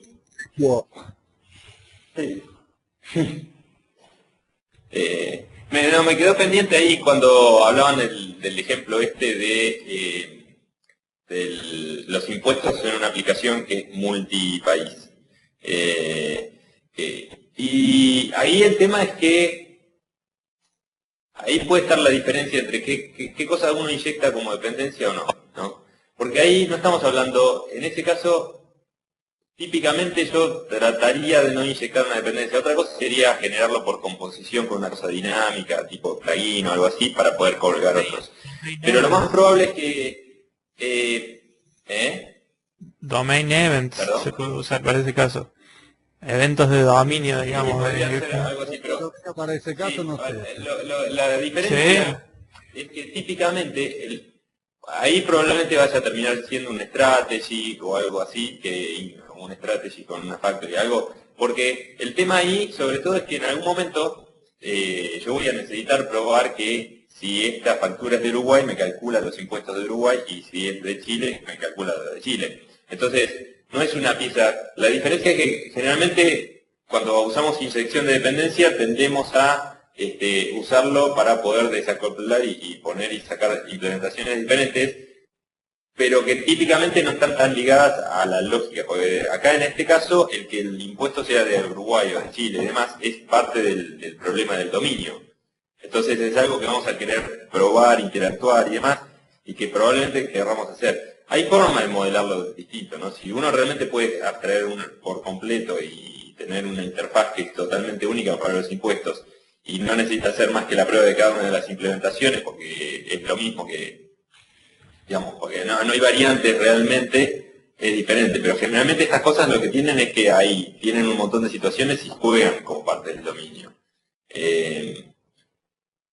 Así que no sé si es tan fácil sacar, digamos, así generalizarlo y sacar la dependencia por completo. No Si solo quieren, sacarlas. le cuento cómo resolvimos un caso similar en una aplicación que hicieron allá en Italia. El caso es esto, si quieren se lo cuento cómo resolvimos, el caso es esto. La aplicación tiene se usa, bueno, para alquilar, vender varios tipos de productos. Los productos son definidos por el usuario, pero el comportamiento que tiene el producto y cómo se calcula el precio del producto está adentro de la aplicación. O sea, hay código que define cuál es el comportamiento para calcular su precio, ¿sí? Entonces, alquiler por hora, alquiler por día, venta directa, hay un montón de cosas. Y el usuario es lo que define el producto. Cuando define el producto, tiene un combito que necesariamente es un combo porque, digamos, es bien definido el combo, los valores del combo, ahí define qué comportamiento. Entonces, definió una cosa que se llama, por ejemplo, préstamo o, bueno, alquiler, y ahí tiene que elegir si es por hora, si es por día, si es por... Bueno, esta cosa, si quieren le digo cómo la resolvimos. O sea que no solamente el comportamiento tiene que ver con un valor, sino que es definido con un valor, digamos, normal, que es el país, no como decía, de los impuestos, sino que en la definición del producto definen cuál es el comportamiento. Y esto va a base de datos, ¿no? Bueno, esta cosa la resolvimos de esta forma. La resolvimos de esta forma. Un well-known object o un well-known instance que lo que guarda, que guarda la base de datos es, digamos, un número, ¿no? 1, 2, 3, 4. Y adentro, este well-known instance, como si fuese un factory, entonces la base de datos va a 1, 2, 3, 4. Pero cuando en Hibernate lo instancia, adentro tiene la clase que define el comportamiento del cálculo. Entonces, esto es una inyección de dependencia hecha con Hibernate. Claro, está bien. Pero al final tenés un status, y a lo que voy yo es que vos tenés Exacto, o sea, obvio. Vos le decís, bueno, esto, ahora dame esto. De Gopher no se Entonces, escapa. eso, lo que te permite, la diferencia por ahí es que como termina siendo el mismo patrón, o sea, termina siendo inversión de control, en el sentido de que yo no te digo, bueno, dame esto, le digo, se lo delego a otro. No es tanto como una inyección de dependencia porque, digamos, la inyección de dependencia típicamente es algo como externo a la aplicación, que viene por una capa más arriba de la aplicación. ¿No? Está en el mismo test o está en el container o algo por el estilo. Esto es algo que lo haces vos dentro del dominio, entonces está pensado para probarlo vos dentro del dominio, pues te sirve, podés moquearlo y un montón de cosas, pero te permite hacer todas tus pruebas ahí adentro. Esta me parece que es la diferencia por ahí. Ahí uno lo que tiene que ver es cuál es la estrategia para desacoplar esa dependencia. Si es una cosa que uno va a tener que probar y validar, y entonces lo que va a querer es probar la lógica con que esas cosas se crean, o simplemente es algo que yo digo, bueno, yo lo desacoplo simplemente para poder cambiar entre 2 o 3 alternativas que tengo, o un mock, un stub ahí para probar.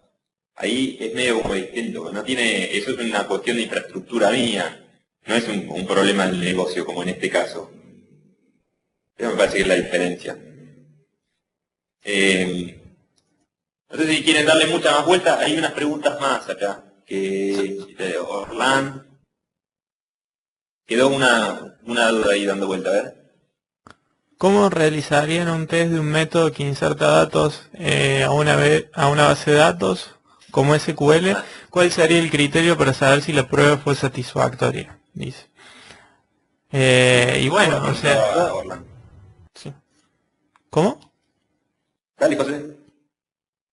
No, yo iba a comentar lo que yo hago generalmente a través de mi DAO directamente de Hibernate, pruebo insertar algo y después pruebo leerlo, digamos. O sea, de la misma forma pruebo leerlo. Hay veces, digamos, cuando tengo una base de datos real con datos reales, pruebo la lectura independientemente, digamos. También pruebo los cascades, como decía Fabio, y bueno, justamente sobre este tema me quedé pensando en algo que dijo Martín hace un rato sobre que este tipo de test son de integración. Es como que yo con el tiempo, si bien, o sea, entiendo la diferencia y la comparto, digamos, estos tipos de test son mucho más lentos, digamos, que cuando uno moquea, cuando uno escribe mock objects y prueba contra cosas directamente en memoria, como que la separación entre integración y unitario como que a veces se hace más, o sea, como más difusa. Digamos, yo esto lo veo también como una especificación, al igual que otros test.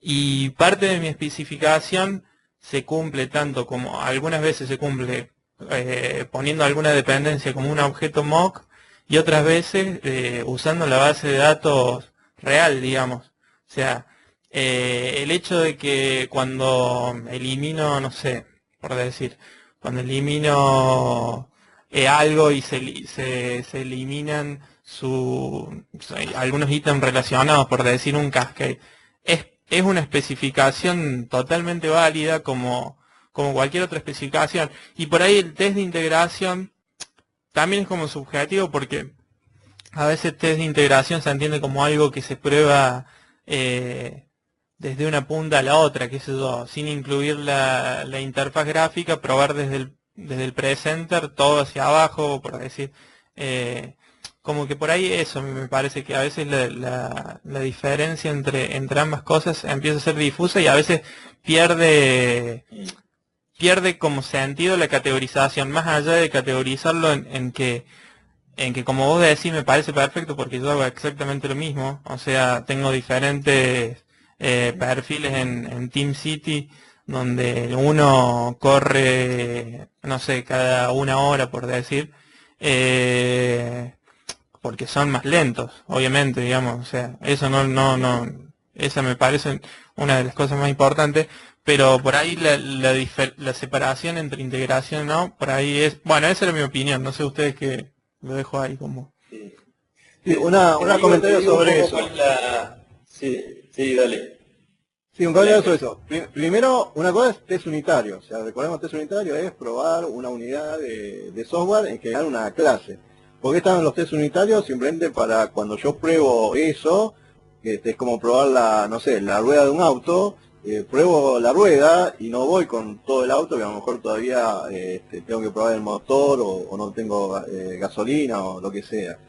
Es por un tema de que cuando pruebo una sola cosa. Como humanos, nosotros al probar una sola cosa nos concentramos en eso, hacemos una especie de análisis, o sea, partimos el auto en rueda y demás y vamos a probar la rueda. Probamos la rueda y después vamos a lo mejor a probar el auto. El test unitario es eso. Después, lo que me pasa, otra cosa es el test que tarda mucho. O sea, test que tarda mucho es otra cosa y eso puede ser de integración o no de integración. Puede haber test de lo que se llama de integración que tardan poco y test que tardan mucho y también hasta podría llegar a haber algún día un test unitario que tarde mucho. O sea, por eso hay un tema pragmático ahí en el tema de la corrida de los test largos. Ahora, si sumamos TDD, cosa que hasta ahora no la había sumado, lo que se trata de evitar en TDD es que los test nos cueste correrlos. Por eso se evitan los test largos.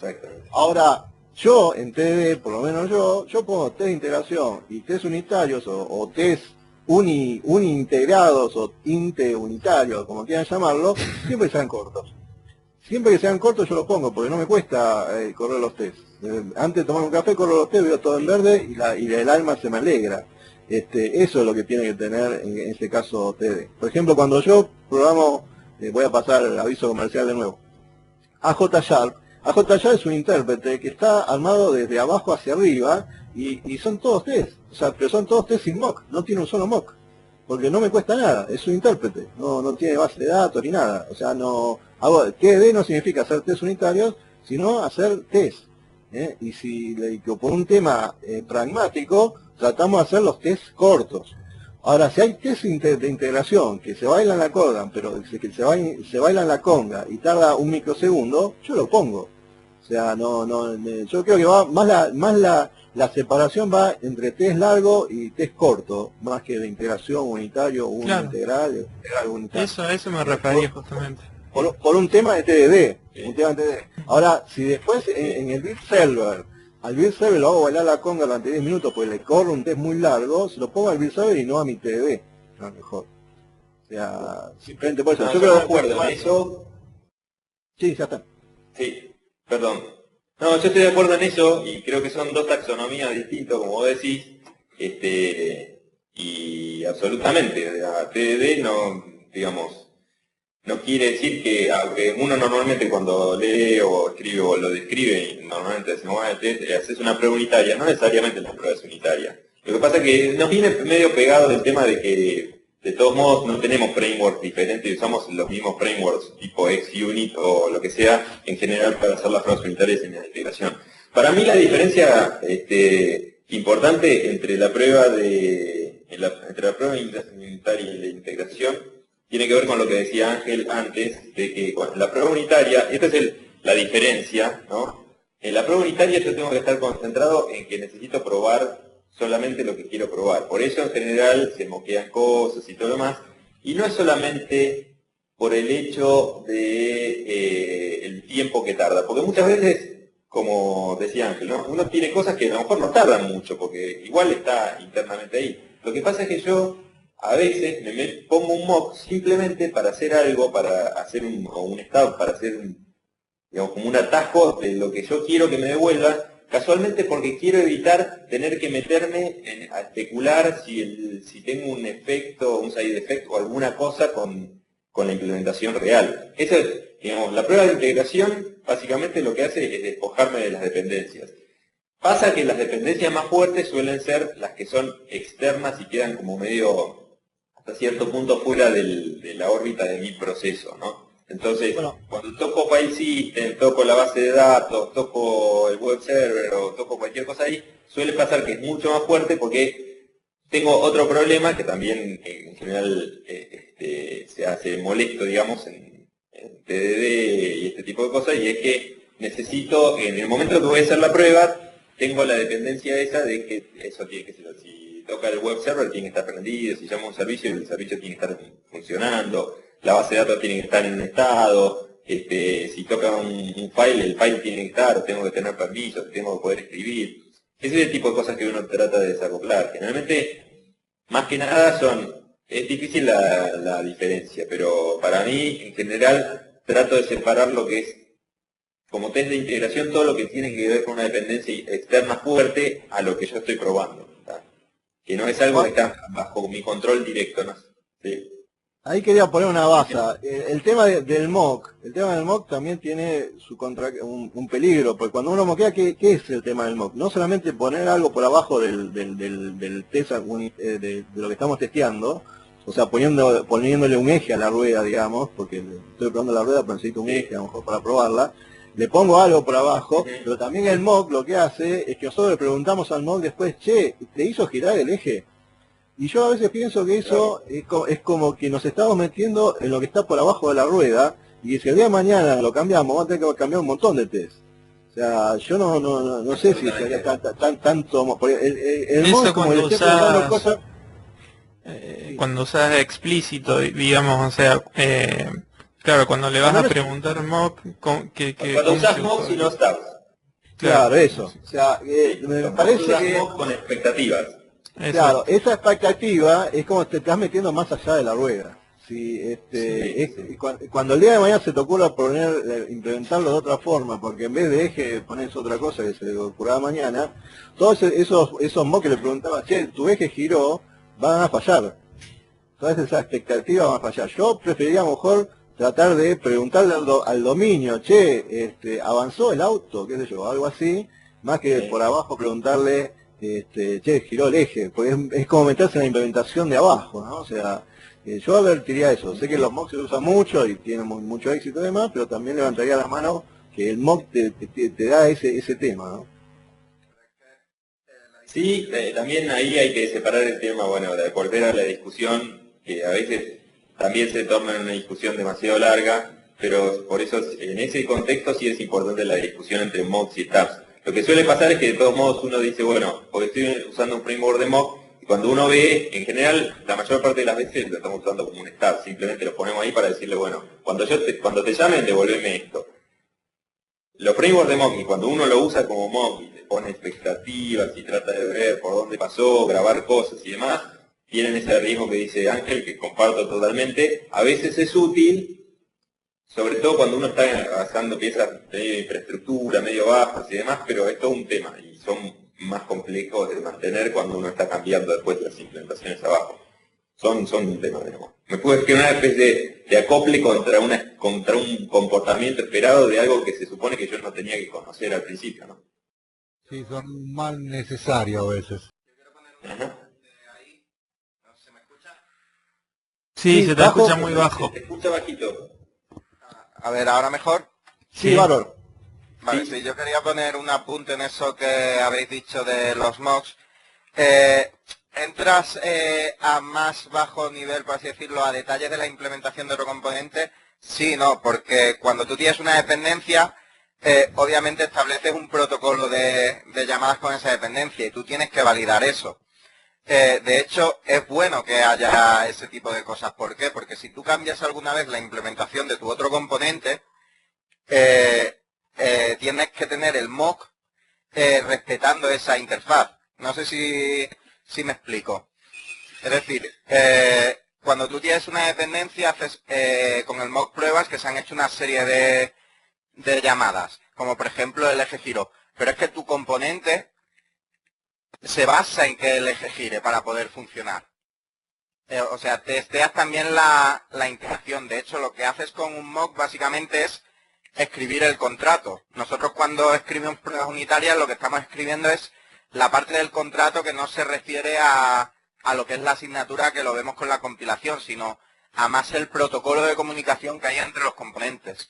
Si cambias tu componente y cambias el protocolo, tienes que cambiar el mock, pero es que eso es, si te basas en interfaces, la interfaz debería tener ese comportamiento de protocolo especificado en test, con lo cual, por cualquier componente que lo cambies después, debería respetar las pruebas que haces de tu dependencia. Con lo cual, sí, habla.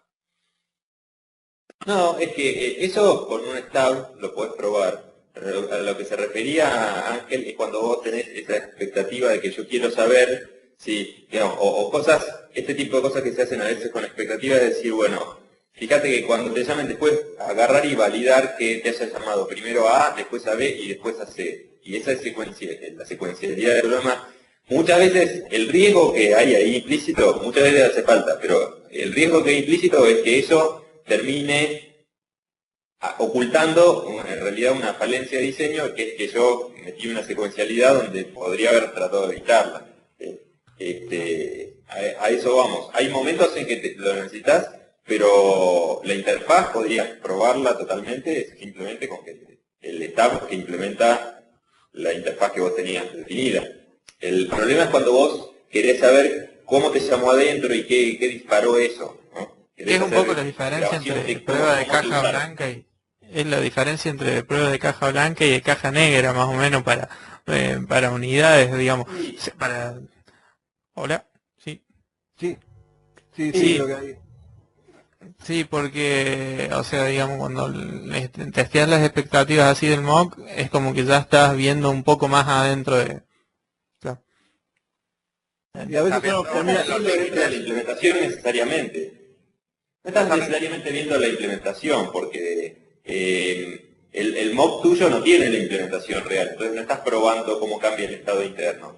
Pero generalmente lo que pasa muchas veces es que terminás verificando sí algo que tiene que ver con el estado que es externo y demás, pero que deberías poder evitar de alguna forma, con un diseño mejor. Por ejemplo, el hecho de que te llamen primero con esto, después con otro, con qué cosas te llaman o en qué orden te llaman, ese tipo de cosas. O peor cuando sí, es como meterse adentro, pero encima medio falso, cuando vos le decís, bueno, en el momento que te hagan next, si te vienen con un 1, devolvé esto, pero si te vienen con otro, y empezás a meter generar como expectativa falsificar parte de lo que es la lógica de la implementación real, ¿no? Eso es más complicado todavía. Eso creo Claro. que Pero es que generar al fin y al Digamos que cabo, cuando haces un mock y para escribirlo el mock vas a ver la implementación, ahí Claro. algo está pasando. Está testeando el código que escribiste No.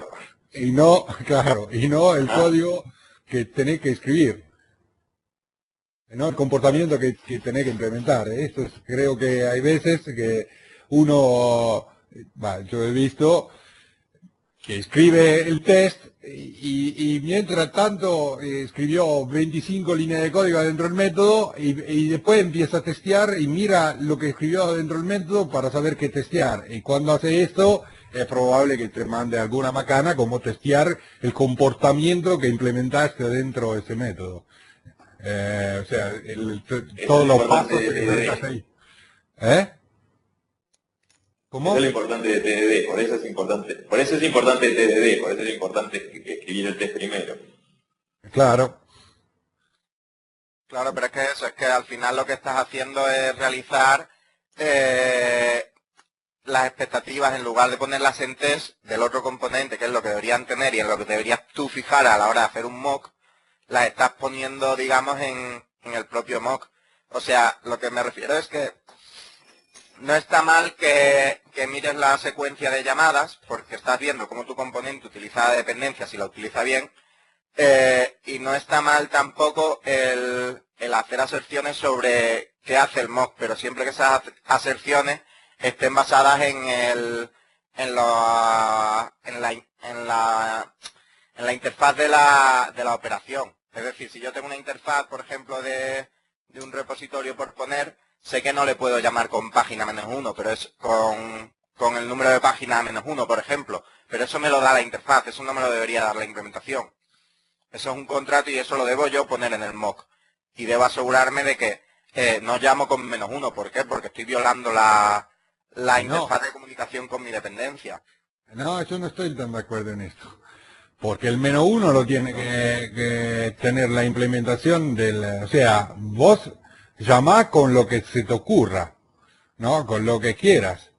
Y después la implementación, en este caso de repository, tendrá su comportamiento cuando le llegue el -1.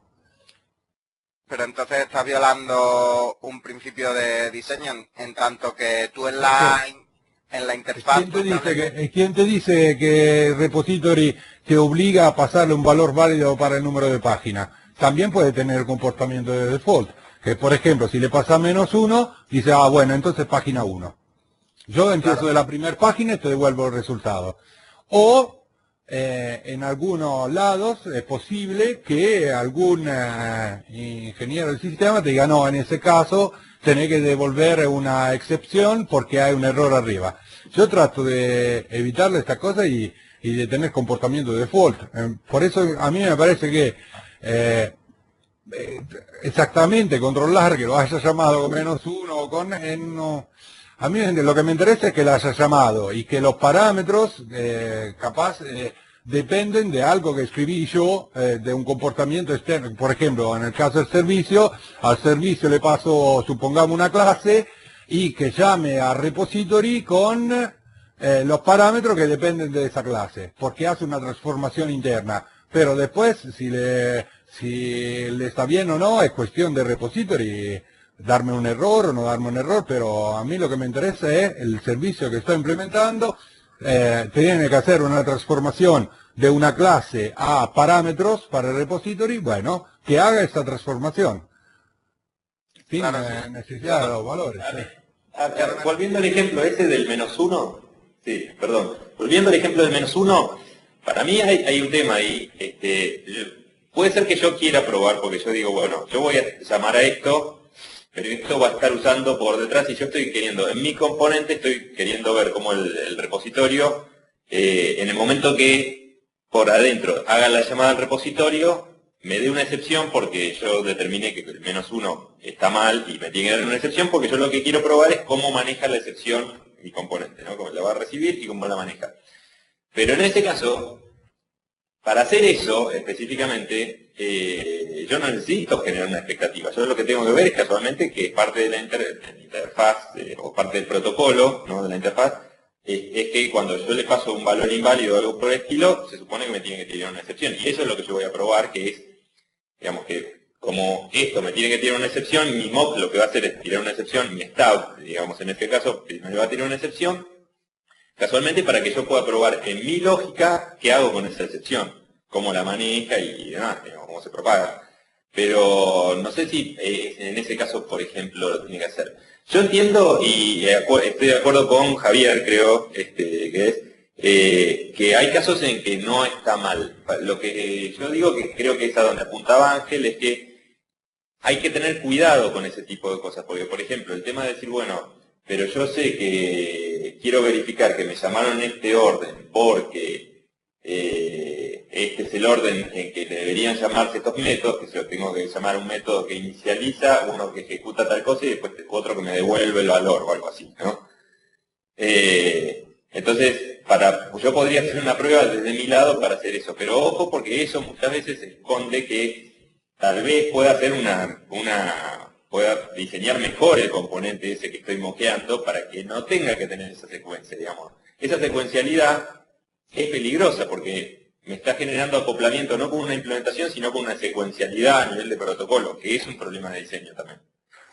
Que a veces es inevitable, puede ser, pero tengo que estar atento a eso. Eso es un poco, me parece, lo que le despierta sus sospechas a Ángel. No sé, Ángel, si... Cierto, cierto. ¿Qué es eso? Sí, en eso sí estoy de acuerdo. Es el tipo de cosas que se puede hacer y no está mal, pero hay que tener en cuenta, hay que tratar de ver qué es realmente lo que uno está probando y si eso que está probando realmente tendría que estar probándolo y no es algo que debería estar implícito en otra cosa, digamos, que debería estar verificado de antemano o puesto de alguna forma. Porque el problema de este tipo de secuencias es que está bien, la estoy garantizando con eso, pero eso me va a crear un problema de acople de alguna forma también a eso. Cualquier variante que yo tenga que hacer voy a estar sabiendo que tengo que llamarlo en ese orden. No es fácil de garantizar, en esa prueba puedo haber generado ese orden, pero no quiere decir, no me garantiza absolutamente que todo el mundo me vaya a llamar en ese orden. Es problemático ese tipo de cosas a veces sí, o estados intermedios y demás pueden tener esconder, digamos, un problema de fondo. Había una pregunta más de Edgar.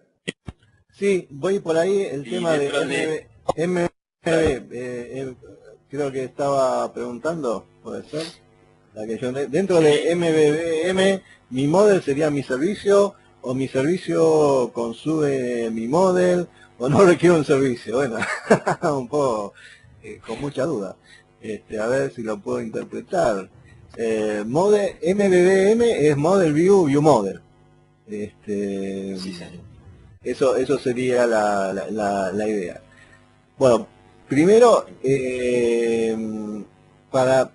esto viene un poco ligado a MVC, por ejemplo, Model View Controller. Entonces, para mí siempre pasó que la palabra esa model es el problema, ¿no? O sea, así como también es un problema la palabra servicio. Pero en MVC model también, sí es un tema. En un MVC clásico, model sería el servicio y también los datos de alguna forma que me entrega. O sea, sería, no sé, claro, el servicio y la entidad. Lo que pasa muchas veces en los ejemplos de Microsoft es que no está de esa forma. Lo que nos da realmente es un model armado con LINQ to SQL, o sea, un modelo de clases, ¿no? Y el servicio simplemente llamar a LINQ to SQL, a Object Context o alguna cosa, Entity Framework y demás, con lo cual se pierde esa idea original de que en MVC model era la clase de alguna forma que vienen los datos que va a mostrar, y aparte la clase a la quien le pido eso. Ese es tal vez un poco históricamente, como decíamos claro, antes. el objeto de eso se perdió un poco. Entonces después encima viene MVVM, que es de alguna forma poner un view model aparte, una especie de, ya ahí ya no hay un servicio, sino que es simplemente clases que de alguna forma son datos que van amplanados hasta la vista. Y en mi opinión, MVC ya desde el principio lo que el modelo me daba era un view model. ¿Dónde surgía la confusión? Que en MVC yo le pido a alguien, dame el modelo datos, digamos, en vez del modelo servicio, vamos a poner modelo datos. Dame el modelo datos, pero el modelo datos no es el modelo negocio. Es el modelo que yo necesito para lo que estoy implementando ahora en MVC y que va a terminar llegando a la vista. O sea que en mi opinión siempre fue un view model. Siempre que yo le pido algo, por ejemplo en Struts, cuando yo trabajaba con Struts, que tenía algo de eso de Model View Controller, lo que yo trataba de hacer que le llegaba a la vista final no era el modelo de negocio, sino puede que sí sea el modelo de negocio y puede que no, depende de lo pragmático y lo que tengan que hacer en ese momento para la vista. Si a la vista le tengo que mandar, si a la vista le tengo que mandar factura con total de factura y fecha, no le voy a mandar la factura con los renglones y que calcule el total. Le voy a mandar un DTO o lo que sea que tenga factura y fecha. Y si lo voy a pedir a una capa de servicio que está muy pensada para ese MVC, no necesariamente la capa de servicio de negocio. Todo eso está pensado para MVC. Y MVVM, el View Model nace de ese tema de que la gente macro quiere tener un modelo que es más o menos el que me da el InQ, Entity Frame o lo que sea por ahí abajo, y un View Model que es un poco el masajeo para la vista. Pero históricamente para mí MVC siempre lo que me daba el modelo era algo masajeado para la vista, ya vamos.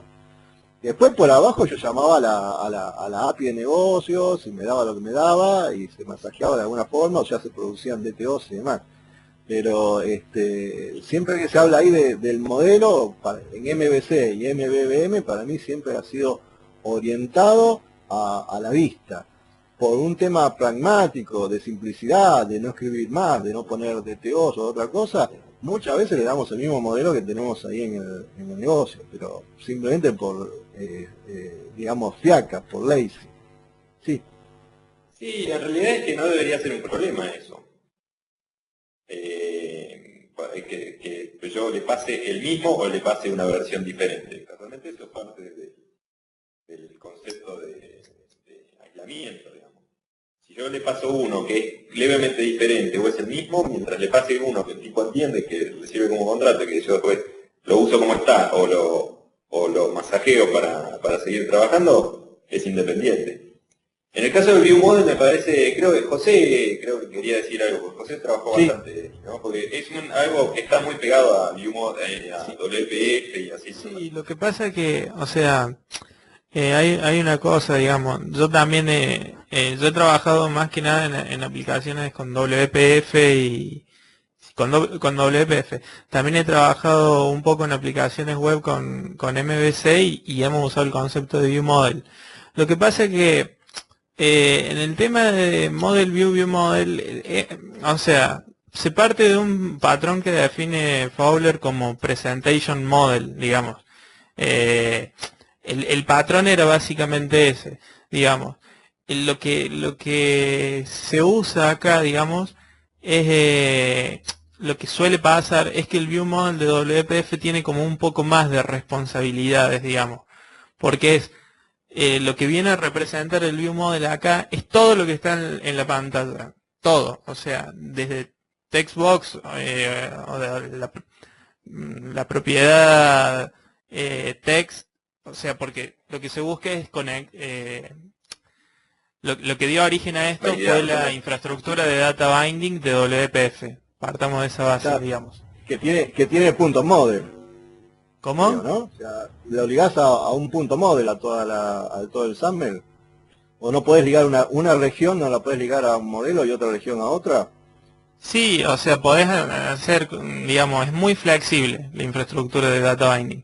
Y cualquier propiedad de cualquier control que tengas en la vista, en SAML, digamos, es bindeable a cualquier propiedad que tengas en tu View Model, de cualquier tipo. O sea, no solamente la propiedad text de un textbox, sino un botón, digamos. Entonces, es como que en este caso el View Model pasa a tener acciones también. diferente a los view model que por ahí usamos en un contexto de MVC o de web, donde generalmente es solo datos, digamos, es solo lo que yo quiero mostrar, es el diccionario de datos con el cual lleno a la página, digamos. Lo que pasa es que en WPF uno está corriendo in process y no tiene tanto el problema de separación, y el model ese puede volver a tener comportamiento, entonces se puede mezclar un poco con el controller para que tenga supuestamente lógica que tiene que ver con la presentación. De todos modos, tiene mucho que ver con el modelo de WPF o Silverlight y demás, que es toda otra discusión larga que podemos tener sobre qué tan válido es o qué tan flexible es más allá del uso que tiene ahí específico, ¿no? Tiende a mezclar cosas de comportamiento y demás. Hay mucha separación en algunos lados y hay cosas que se vuelven a pegar en otros. Es complicado, ¿no? Exacto. Pero es un patrón que aplica mucho a ese tipo de tecnología. No sé si es una cosa, digamos, como vos decís, se puede usar en MVC, pero lo usás diferente, se implementa distinto. No, yo digo que por ahí el término view model es como que está, o sea, se usa en los dos contextos, pero para cosas diferentes. O sea, termina siendo más o menos lo mismo, pero digamos como que en una parte el view model, yo también, por ejemplo, aunque trabajo con el patrón model view model, también trato de separar lo que es mi presenter, digamos, el que tiene las acciones, de algún modelo que represente más datos, pero me parece como que en WPF y en Silverlight esa diferenciación a partir de este modelo a veces se hace un poco como más difusa. En cambio, en una aplicación MVC donde cuando usas un view model es simplemente para llenar una página, digamos, entonces prácticamente nunca tiene comportamiento, digamos. Sí, siempre es datos. Es que usada como se usa en MVC, se usa más o menos el criterio y demás, pero tiene que ver con lo que decía Ángel. Es lo mismo que antes hacíamos, llamándole Model View Controller, que simplemente generábamos una versión, había una variante del modelo que estaba optimizada para un tipo de consumidor, Claro. que es el famoso presenter, el presentation model de Fowler, es eso. Volviendo un poco a la duda de Edgar, el model en ese contexto puede ser tanto un servicio como una entity directo, me parece.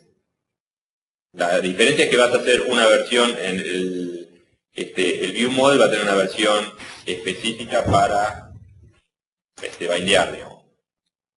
Yo creo que estamos más o menos en horario, sí, como para ir cerrando. Salieron un montón de temas, pues me parece que puede ser interesante ver hacia dónde seguimos, si seguimos haciendo esta charla, porque quedaron unos cuantos temas por ahí. Incluso hay varios que son temas que podrían quedar para algunas van, que no sé si se hicieron algunos o no.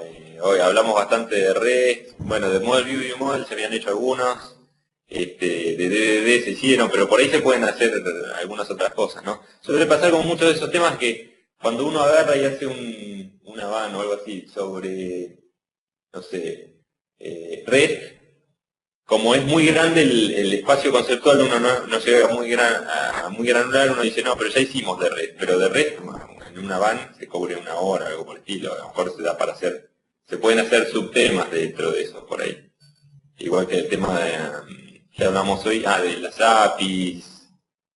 Bueno, después me parece que eso lo podemos seguir en la lista. Bueno, entonces terminamos de grabar. Vamos a hacer, queremos agradecer a los patrocinadores que son Apres y Aureli. Y vamos a sortear unos ebooks ahora. Tenemos 4 ebooks para sortear. Muy bien. Así que, bueno, gracias Martín, Ángel, Fabio, Javier, todos los que participaron. Y bueno, seguiremos en la lista viendo a ver con qué otros temas podemos seguir, digamos, o para dónde expandirnos.